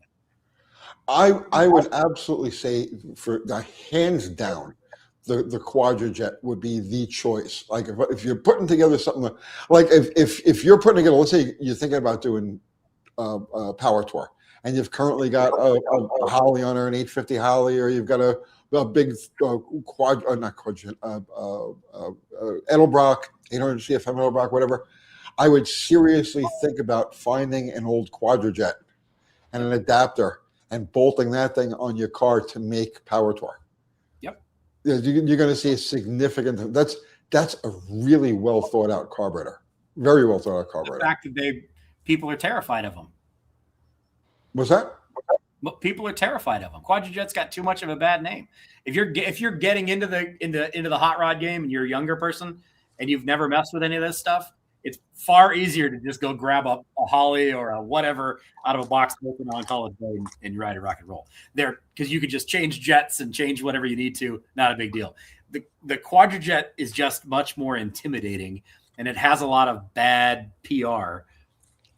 But yeah, bad PR because people had problems with them after their car had 200,000 miles on it, and the thing's all, through a million heat cycles, it's all warped and shitty and leaking, and those carburetors are junk. Well, yeah. Well, the well plug starts leaking. Worn out. Universally on all of them. eventually the well plugs at the bottom start to leak. And now your fuel mileage turns to shit, and the engine starts running rich and piggy and stuff like that. And people are like, oh, the carburetor is no good anymore. But no, it's just the well plugs on the bottom. So if you guys that don't know, when they manufacture these carburetors, they have to drill the passages through. And at the very bottom of a quadrajet are 2 passages that they drill through, and then they seal them with lead plugs. Now, over, let's say, a couple of thousand heating and cooling cycles, those well plugs start to drip gasoline. And so it's an unregulated gas leak right inside of the engine. And it absolutely wipes out economy, but there's fundamentally nothing wrong with the carburetor. It's just underneath, it's got that leak. So the fix for that is you take the carburetor off, you turn it upside down, you'll see the well plug right away. You can't make them right in the middle of the carburetor.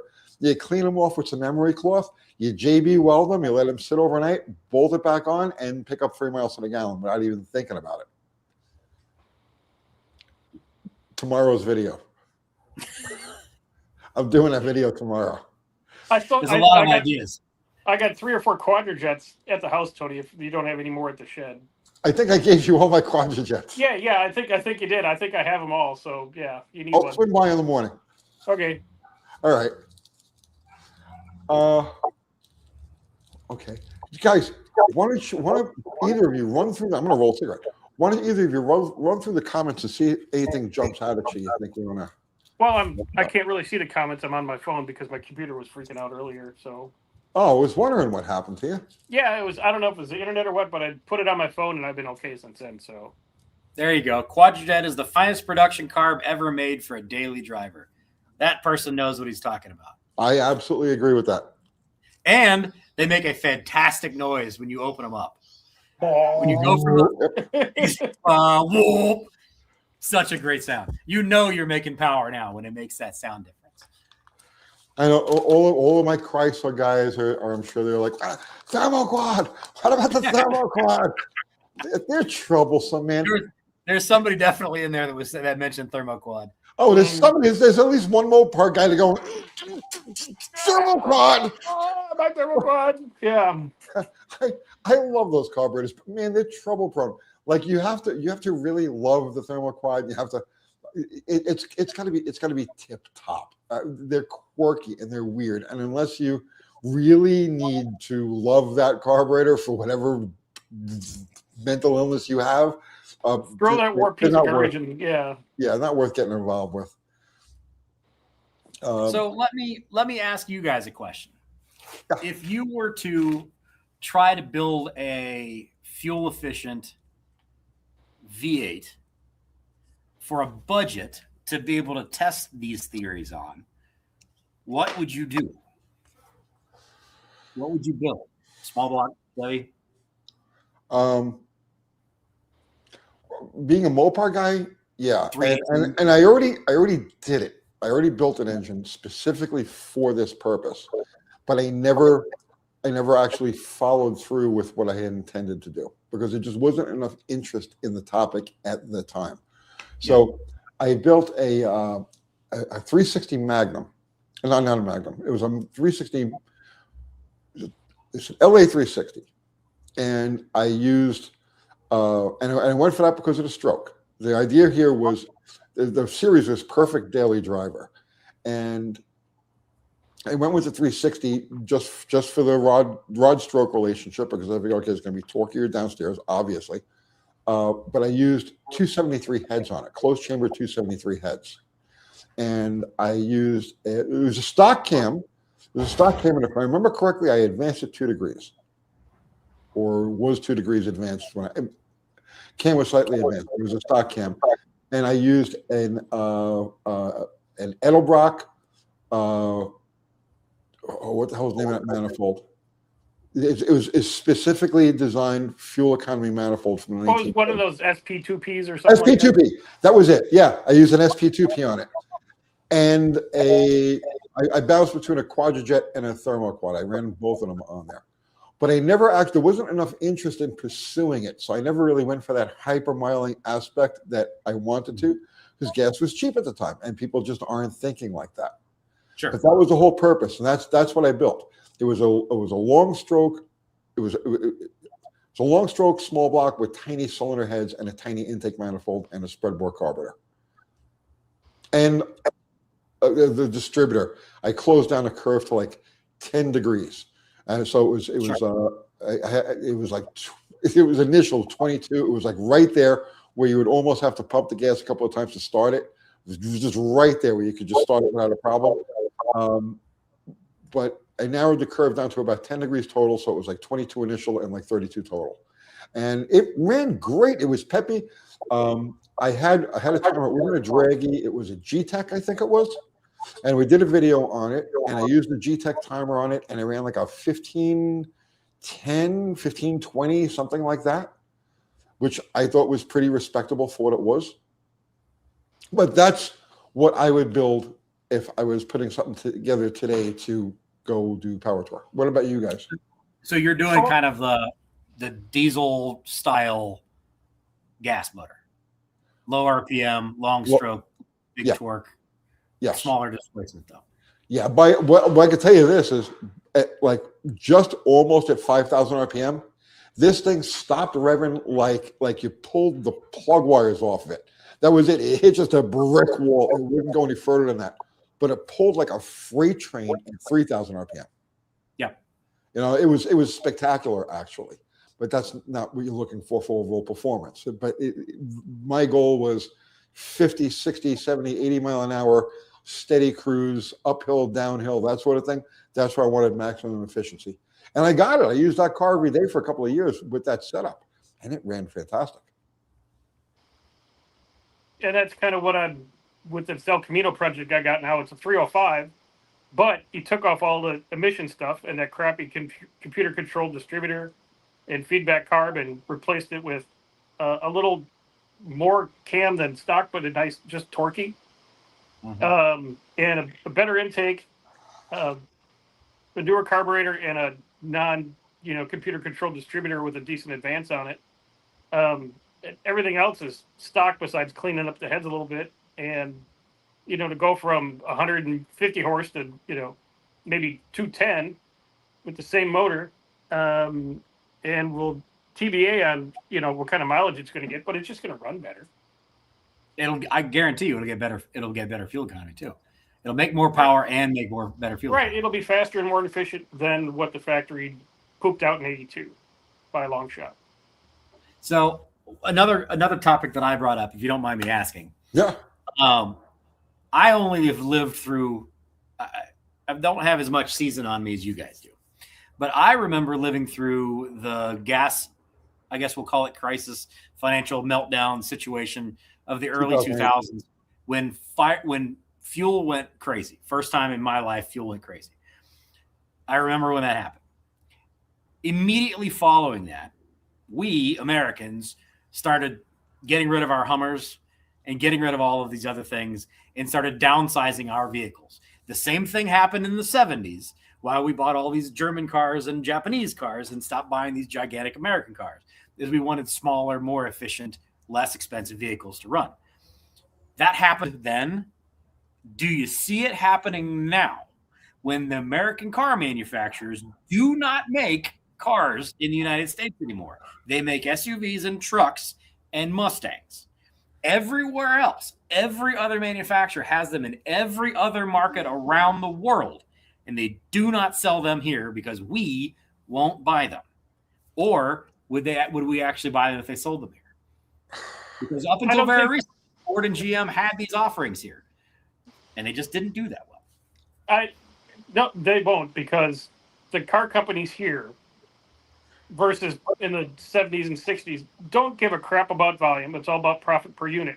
So they do not want to make a small car. So we don't have them. And the ones that say you take like a Nissan Sentra, okay, that's still $29,000 for a base one. Yep. You're going to trade in your F-150 that gets 20 miles a gallon to get one that gets 30. But you can't recoup $30,000 in fuel, over the next few years. It just doesn't make any sense. I want to give a conventional answer to this question, but I can't, because I kind of see the world from a different perspective And like there's a rabbit hole. Um, uh, I don't think we're going to. I don't think we're going to come out of this. I think this is the very beginning. So if you look at any trend and use a chart. So picture a typical stock chart, okay? And it goes up and down and up and down and up and down like that, okay? But as long as the direction keeps going up, it's considered to be a bull market. If the direction is down, it's a bear market. And so you can have prices going down, but it's still in a bull, okay? Well, here's what I think is going on, okay? And a lot of you guys aren't going to agree with me, and that's fine. It's cool.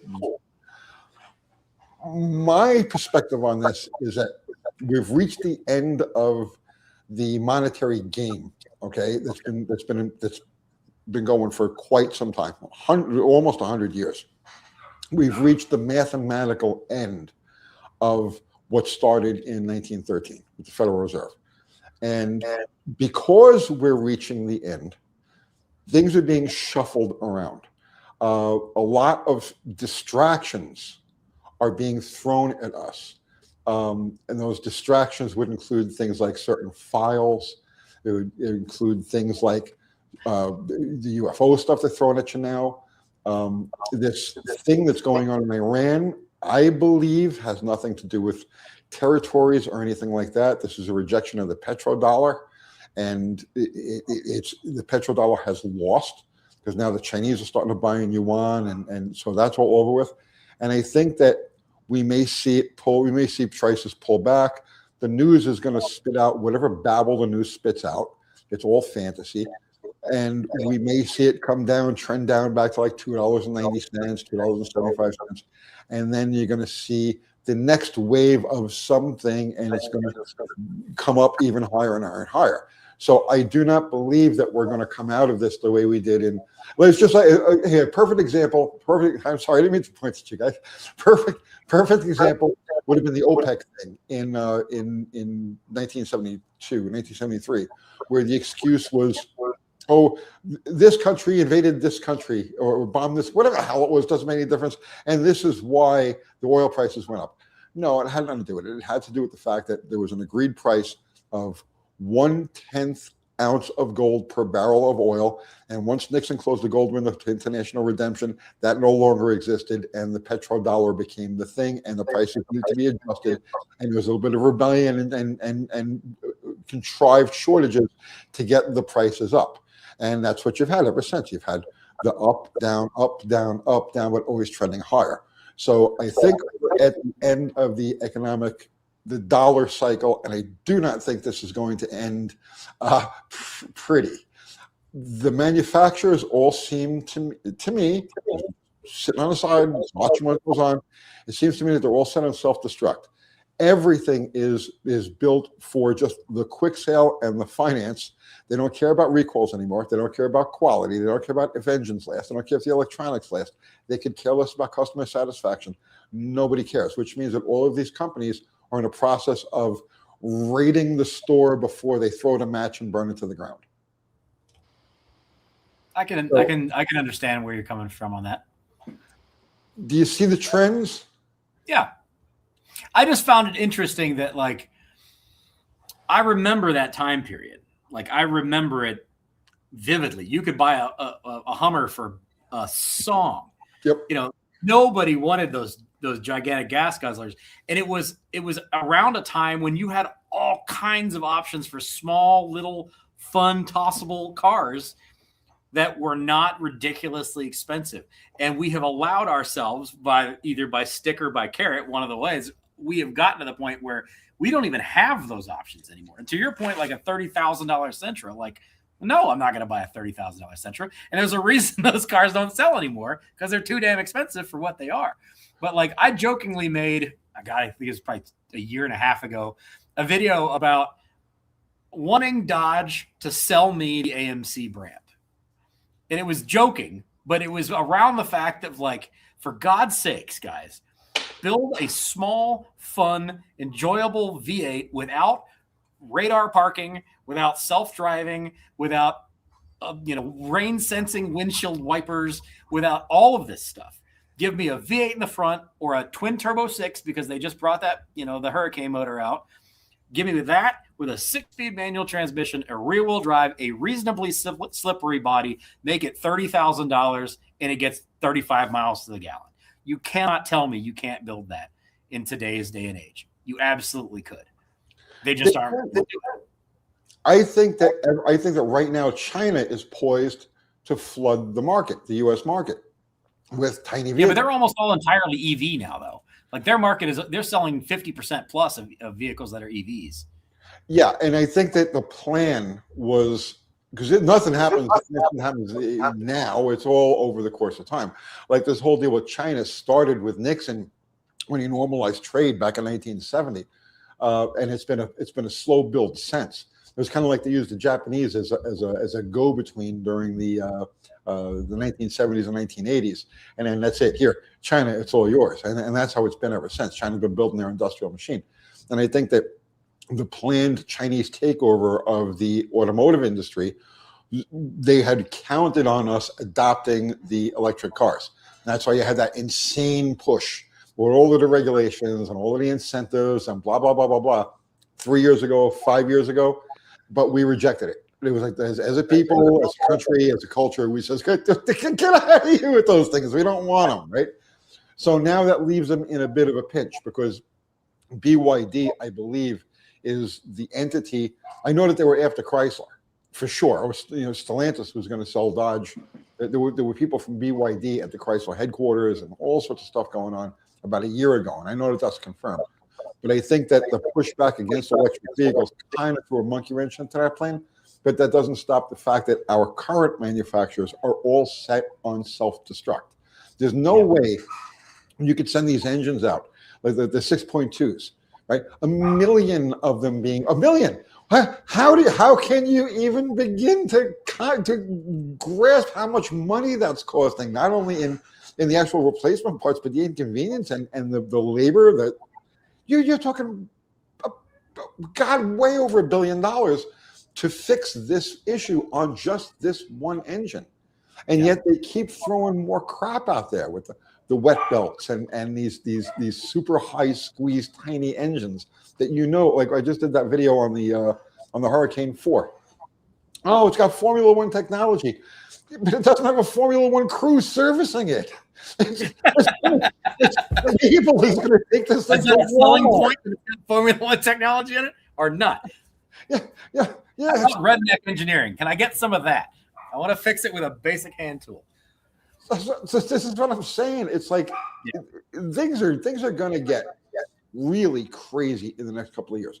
I think that the K trucks, I think, are going to be a thing. I think they're going to start moving those in here. I think motorcycles, I think scooters. If I had to place a bet, okay, and here's the thing, all right?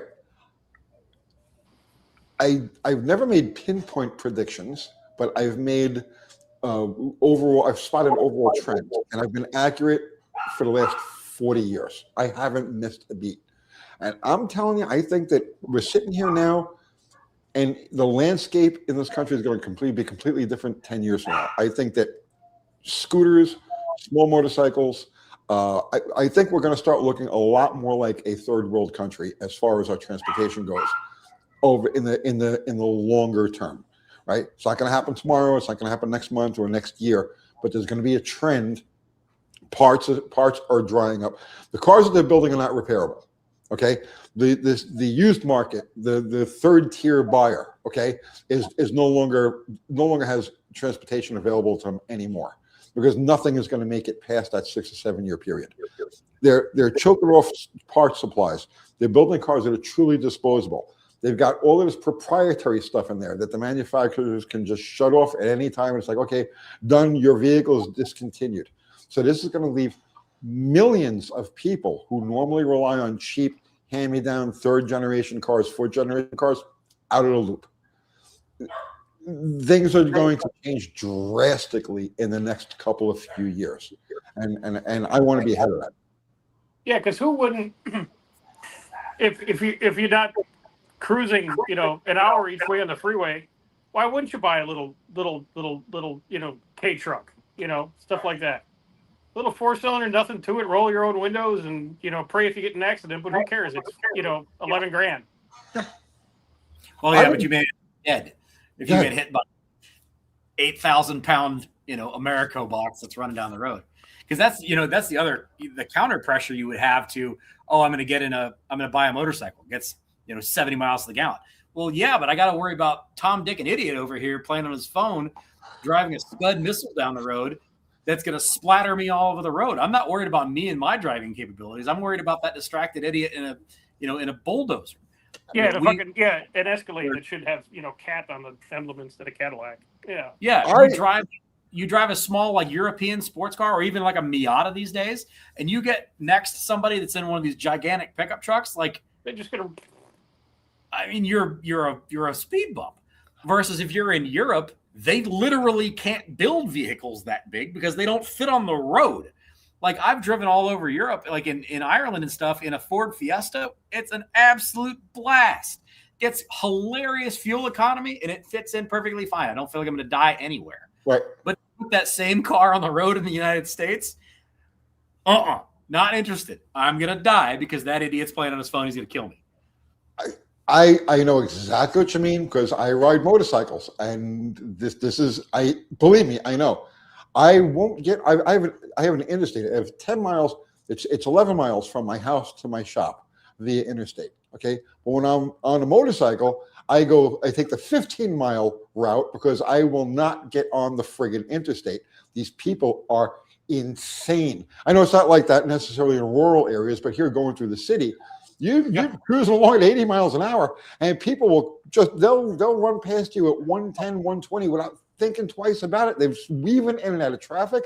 It's insane. Like you got to be stunad these days to actually go out in traffic and be vulnerable like on a motorcycle. Besides the point, I think that the trend is going to be far fewer cars on the road and people being much more frugal with how they're operating those cars because you've got food costs through the roof. You've got utility costs through the roof. The insurance is through the roof. Everything is insane. Deductibles are. I think that we're going to see an economic contraction in this country in the near term, the likes of which we've never seen or could even conceive of up to this point. And I believe that it's in the process of happening right now. It's not that this is going to happen. We're in the middle of it happening. It's a slow motion explosion. You know what I mean? It is what it is. And it's already been detonated and the pressure waves are on their way out, but people in the periphery haven't felt it yet. It's here, it's coming. And I think that the landscape is going to change as far as the number of cars on the road and how people are operating them and their necessities. Because if you've got a family and you got to put food on the table and you got to keep the lights on and you've got a white collar job and you're being replaced by some sort of AI and you're in panic mode, you're going to contract as much as possible. Yeah, you still need to get A to B. Yeah. All of a sudden, mama's, take the kids to school, giant SUV that she has to do every 2 years is gone. And the kids on the bus. Yep. The thing is, we don't have, even if we did something different, if I wanted to buy that Honda Civic or whatever that was fuel efficient, I don't have options anymore. We used to at least have the options. Or to your point, as far as like the proprietary stuff, infotainment centers, like these things have single DIN radios. If I upgrade my radio, I pull my single DIN or my double DIN out and I put whatever the hell I want to in the middle of it. Your infotainment center goes wrong on your whatever it is. Guess what? It's entirely proprietary. So you can't use your fans, your air conditioning, your anything. It's all push button proprietary stuff that you've got to go back to the dealership to buy it. You can't swap any of that stuff out. And it's gotten to that point where like we've given up all of our ability. And I feel like I talk older than I am. I don't let the gray hair fool you. I'm not that old. But like back in my day, which was not that long ago, we had options for this stuff. And you also have a big issue as far as affordability wise. And I don't want to talk too much about this, but affordability wise, you have a problem now where like the younger guys that wanted to get into cars are chasing after the same cars that I'm chasing after. And I have adult money, whereas you don't. You're still broke. You're 24 or 25 years old and you have nothing. So those Fox body Mustangs you used to be able to buy for $500, or S10 pickup trucks you used to be able to buy for $500. Now they're $5,000 for a semi-clean one with no motor in it. You know, you want to go out and have fun. Well, tough. It's not available because nobody's out there looking for a 2012 Camaro or a 2015 Mustang or a 2000 and whatever Challenger. Pardon if you own one of those things, but those are not future classics. Nobody cares. Everybody's going to still want the stuff that was up to the early 2000s. Yeah. And everything in the middle is, you know, it's not going to be a thing. Nobody wants those things. Well, the younger kids today have different mechanical sensibilities. They love machines. I know people always like, oh, kids say don't care about this stuff. They do. They do. The kids love this stuff. I drive one of my older cars, whatever, you know, through the neighborhood, and it's the kids that go nuts. You know, like the 12-year-old, 15-year-old kids like, oh, old school. Look at the old school. They love that stuff. But they're getting their mechanical kicks now with e-bikes and things like that. Right, and that's going to be the future. There's going to be drag racing. It's going to be a couple of kids on souped up e-bikes doing their thing, right? Right, because they grew up in the last 20 years. Saying you know, some guy's 22 years old now. Well, since he was 12, everything's been a gray or beige blob. Yep. In some form. There's no inspiration to any of those. No, it's all disposable, and they know it's disposable. They know it's disposable. And two. Like we have a younger guy that used to work for us that I think he's 24 now, and he was born right after 9/11. And like me trying to explain the world that I grew up in to somebody who grew up in a world that he's grown up in, like they are two. It's BC and AD. They're literally like it's such a different world that I grew up in, or that you guys grew up in, versus what these kids are growing up in, and like. The opportunities to be able to do some of the stuff, they just don't exist. Even take it out of the automotive world. Say you want to go out and have some drinks and shake your ass downtown nowadays. I live downtown. The interstate is right there. The state house is literally like I can almost play par 5 to the state house. You cannot go out and have a good time anymore because it just doesn't exist. That entire world has just changed and gone away, and it's not coming back. It just continues to die off as it goes. And it's a cultural shift thing. It's a time shift. It's a money thing. There's a lot of it that goes to it, but it plays to the same thing about we're losing all of these options as far as what we're doing. To what you're saying. And I know this is getting way off topic, but it's relevant because we all live in the same world. So it's kind of relevant at the same time. I used to be in the coffee house business. That was my night gig. I had coffee houses and they were very successful. We had one in New York City. And then when we moved to Tennessee, we had 5 of them here. And I know exactly when it changed, and it was in 2010, and it was when Facebook came around. Because up until that point, if you wanted to have light socialization, okay, the only way you could do it was find a bar, a pub, a coffee house, someplace like that, and you would have light socialization. And beginning with Facebook, 2010, 2011, because there was MySpace before that, there were all of these different things. But it was really Facebook that took over and changed the landscape. All of a sudden, to have that light socialization, you didn't need to actually physically get up and leave your house and go to a place like a pub or a coffee house. And that was the beginning of the end. And I literally watched it happen. And I remember as it was happening, you know what I mean? It's like, and it's only gone downhill from there. That was the beginning of the end. And now, no, the world we used to know does not exist out there anymore. And I feel bad for these freaking kids. Yeah. And it does make me feel old to say that, but I agree with you. Like I lay a lot of the ills of our society now at the feet of that exact same behemoth that has changed us and has allow us to be a worse version of ourselves than we otherwise naturally would be.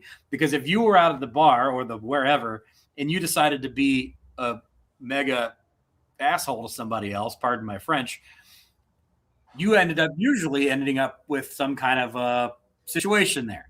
Versus people are just going to mouth off all the time on Facebook, and there's no penalty to being the worst version of yourself. You go out to the bars nowadays, and everybody's on their phones. You go out to concerts nowadays, and everybody's recording the concert. They're not enjoying the concert. And what are the concerts? The concerts is what? The Rolling Stones and like I'll be literally at a huge concert in 2 weeks up in Detroit. I am there every year. I've been there for 2.5 decades. I absolutely love it there. And it used to be, before all of this stuff, you went there and you enjoyed the music. You had a great time with all the other people that are around you. And now 50% of the people in the crowd are be standing there with their phones. With their phones. It's just like, ugh. We've just watched it all go away. Yeah, they don't want to live it. They just want to record it so they can look at it later. Which is right. I'm going to post this on Facebook. So who cares? Mm-hmm. I've been telling everybody around me who will listen that the whole zombie apocalypse thing, you remember the zombie apocalypse? And they're after your brains. We're living in the zombie apocalypse. This is literally it. Yeah. And I think a lot of this is all symptoms of the same problem. I think we've given up on a lot of this stuff. We no longer have any levers to pull to be able to fix this. We're just all riding the same train over the same cliff, and some people are paying attention, some people aren't. I don't think we're all riding the same train. I think that we collectively, us three, and the guys who are watching this right now, are of a certain mindset that we're not going over the cliff with them. I believe that the vast majority of people have already gone over the cliff. They're not functional humans. They don't have ambition. They don't have inner voices. They NPCs. It's the phrase that people use, right? Non-playing characters. And I think that a good 75% of the people out there are NPCs. And yes, they are all in the process of going over the cliff. I think that the people who have a mechanical mindset, I don't mean just auto mechanics, but people who have a science mindset, a medical mindset, a science mindset, we're all kind of together in the fact that we think we can extrapolate situations. We work with our hands. We're not afraid of challenges. We embrace challenges. We turn adversity into opportunity. That's the nature of what we do. At the core of what we do is we take things that are broken and we fix them, or we take things that are fixed and we make them better. That's what we do. So I think that as society runs off the cliff, and it's in the process of running off the cliff, I think we're going to do just fine. I think that this is the time. So, everything reverses. Like there's an inversion to everything, okay? And I'm 64, and during the course of my life, from the time I was a baby, it was a bad thing to have dirty hands. You don't work with your hands. You go to school, you get a job, you work for a corporation, you get a pension, you get blah, blah, blah, right? Those people are screwed. Yep. Yeah, they are. Those people they don't. Well, Tony and I have talked about this a lot. It's, because we all have 2-3 jobs that we do every day, right? And these guys that have set and just done spreadsheets, from day 2 out of college, that when that ends, they have nothing. They have no skill. Yeah. When I can do that spreadsheet calculation by just speaking into a prompt real quick or writing out a quick little thing, and it's going to do all your work in a matter of moments, why am I paying you $60,000 a year to crunch those numbers? Exactly. And that conversation can be had with trade school stuff. We did a massive disservice to ourselves with saying, those jobs are going to be going away. Don't fund trade school. Don't go learn how to make things and fix things and build things. And now we have a whole bunch of people that can't make, fix, or build things. We got a whole lot of people that can do spreadsheet stuff, but it's an unimportant skill versus who's going to fix the plumbing, who's going to make my car, fixed. Right, like my 28-year-old daughter and her dork husband. They're like, well, how do you know how to program a computer and weld and make cookies and do this and can still do a spreadsheet and all this stuff? Well, you have, you got to do more than one thing in life. Because when shit goes bad, you just switch over here and everything. It's Mondays. It's just another Monday. No big deal. That's all of us. Okay. Right. The car people, the bike people, the boat people, the plane people, the craftsmen, the woodworkers, the people who work with their hands that solve these problems. We actually have functioning minds. We work in the real world with material things that you can actually. They don't. The vast majority of people out there don't. And I feel bad for them, but I don't feel bad for them at the same time. But I see this as a point now where we actually are going in two separate directions. It's no longer like we're going to go in two different directions. No, we actually started there. And you've got the people who work over the next very short period of time, anybody who works a job that can be replaced by AI is going to be replaced by AI, and the ones who remain, the value of their work is going to be diminished because of the efficiency of AI. So anybody who works in the non-physical world, if that makes any sense. So in other words, like people who accountants, lawyers, lawyer assistants, legal. People who shuffle papers, people who middle management, that sort of thing, there is no work for them, and there's not going to be any work for them. And the few people who will find work in those fields are going to find pay that isn't going to come anywhere near what it takes to live. Us, on the other hand, people who work with their hands, the lights still have to stay on. The roads still have to be maintained to whatever effect. The vehicles still need to move. Food has to be grown, and it has to be moved to the market, and the market has to be maintained. And I think we're going to be fine. We're on this side. We're going to be fine. We're actually going to thrive in the future because we get to demand what our services can do when no one else can do them. Exactly. It's the exact opposite of what it was as we were growing up. I was looked down upon. We were all looked down upon because, he plays with old cars. He's a piece of shit, right? No, it's the exact opposite. Now it's our world. It's our turn. And I don't mean to make it like an adversarial thing. It's like us versus them. But there is a difference. And I think we're going to do just fine. As for the small, I have a lot of hot rods to pay for, so I better stay being fine. Say that again now? I have a whole lot of hot rods and parts bills, so I better be just fine. You will be. Because the same skills that you and the tools that you're building your toys with are what the local municipalities are going to need when they can't get replacement parts for their ambulances and they can't get replacement parts for the fire department. They're going to need somebody who can LS swap this stuff. Does that make any sense? Oh, yeah. You're going to need some guy who can run a lathe and read a mic, Yep. So we're going, just keep playing with the toys. In the modern world. Trying to find somebody under the age of 45 that does machine work and precision engineering type stuff and physically work, good luck. It's unbelievable. They have no idea. And there's a kid, I've been watching his videos. This guy, he's amazing. He's, I'm going to say 30-ish, thereabouts, right? Really clean cut looking kid. And he's in Canada and he has a machine shop and he specializes in restoring steam locomotives. And this kid fabricates everything. And he makes his own castings and he's got his own pet steam locomotive that he's building suspension parts for and all of this stuff. Wow. It's Wrecked to Restored, I think is the name of the channel. But I watched this and I marvel over this kid's talent and his ambition, but it also makes me realize that it's not an age thing. There's plenty of young people out there that have you know what I mean? They've got it. They've got the drive and they've got the love for the machinery and they're going to be fine. It's not a generational thing really so much as it is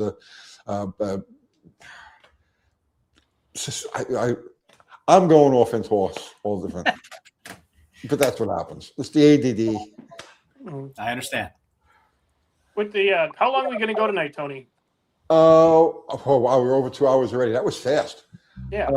You guys want to run through the comments real quick? I see Zero is checking out. Zero. Good night, brother man, and thank you.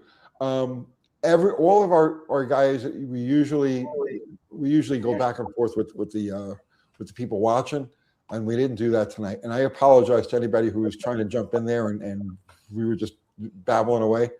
But I'm just since we're here and we have all these people watching, yes. did they enjoy our guest now?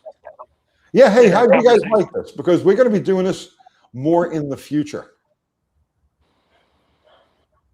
Will the GLHS make it to one of the SDAC events? I don't even know what an SDAC is. I don't know. But I don't know that I really want to talk too much about this car and what its future may be just at the moment. Just yet. All right. So Fubar just put a link to my merch, our shirts and our hats. We've got 2 new shirts. We've got the Nitro shirt, and then we've got the I Am the Computer shirt, which we got to do the video on that yet, but that's currently. Shelby Dodge American Club. Oh, is that what it is? Okay. Eventually, I would love to. It's a complete car. Like all of the Shelby stuff is still here. It needs mechanical loving and upgrades. Austin, your channel. Automotive Adventures with Austin. Yes. Make sure you guys, when somebody put up a link to that, Fubar and Mexican Spec are still around. One of them will put up a link to that. So go over there and sub to Austin and like and share and spread his propaganda and rhetoric. Make him the biggest thing on YouTube.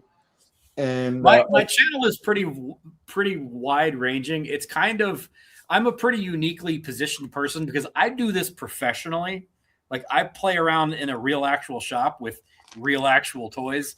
So it's a combination of what I actually do for a living with the fact that I have a fleet of my own toys. So you really never know what you're going to see. And I will be honest, I also have almost no brand loyalty. So I have Fords, I have GM stuff, I have Mopar stuff, I have European stuff, I have Japanese stuff, I have all kinds of stuff. So it is a bit all over the place, but it's just my life and what I actually do. That was my channel in a nutshell before I got hacked. I had a little bit of everything. I had go-karts to GTRs, everything in between. So yeah, it's all gonna be me and my big bearded self. But it's whatever I do for whatever that's going on. So it's literally everything from engine builds and dynos to running and getting parts to bitching about my pizza place being closed to you name it. I've got it. You had a pizza place? Oh no, I had to go get glass. This is kind of I'll give you the short version of this. I had to go get a window for my 88 LTD up in Toledo because I blew the glass out of the driver's side. And, I had to drive 2.5 hours to go get it, but I was really excited about the fact that I got to drive 2.5 hours because I was going to Toledo where like my absolute favorite pizza place was. And I get there and they're closed because a water pipe broke in the restaurant and it's now in renovation.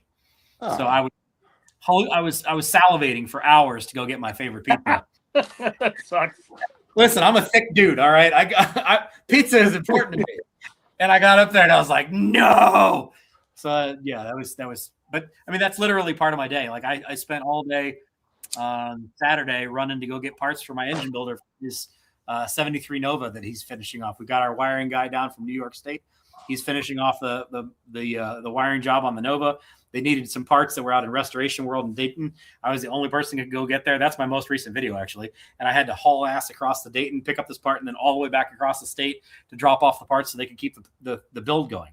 That's a whole day of my life. And I just kind of took people along for the experience because that's not something that most people ever get to do or see. So it's like, well, hey, maybe you like this, maybe you don't. Maybe well, it's an adventure. It's an automotive adventure. I named the channel says. It's always an adventure. You never know. And of course, there's Dr. Art's Hot Rod Rehab, where he rehabs hot rods or whatever's in the garage at that minute. Yeah. Oh wait, no, you're rehabbing a hot rod right now. Yeah. Yes. The Dos Caminos project, which is getting really, really close. I just got one key component in today, and I'm off all next week. So I'll have that whole week to get that thing fired up and back on the ground and all that kind of good stuff. So, Conrad, that's an overdrive trans. It's not a regular 833. It's an 833 overdrive. Look that up. All right, so you let's see. Show hide current comment. All right, so that's it. Let's wrap this thing up then. Guys, thank you so much. Our fantastic mods. Do you do lives, Austin? No. Why? Almost never. The short version of that is I have 3 YouTube channels. So every night of the week I have something that's going out. So I just don't have the time for it, to be honest. Tonight I had another video going out on the shop channel, but I wanted to hang out with you guys. So, you know, that is what it is. But otherwise I live, eat, and breathe all this stuff all day long, every day. So well, if they do start doing live, you need mods like I have over here, which are the greatest in the history of the internet. Zero FUBAR Mexican spec. Guys, thank you so much for keeping it all going. Everybody contributed super chat. Thank you so much. It's never expected, but always appreciated. And everybody who contributed with just your time, your presence, and your conversation, thank you equally. We could not do this stuff if it wasn't for you. And I speak for my friends here. We're eternally grateful for your time. So, and your clicks and the likes. It doesn't hurt to like this stuff. Thank you. Only because of the algorithm.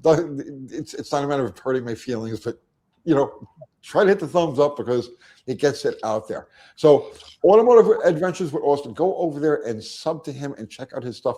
Dr. Art's Hot Rod Rehab, as always, he's with us every Wednesday night. We're going to be doing more shows like this going forward. And I'm sure Austin's going to come back and we'll talk about other things. And I think that's it, right? That's it. Kill it.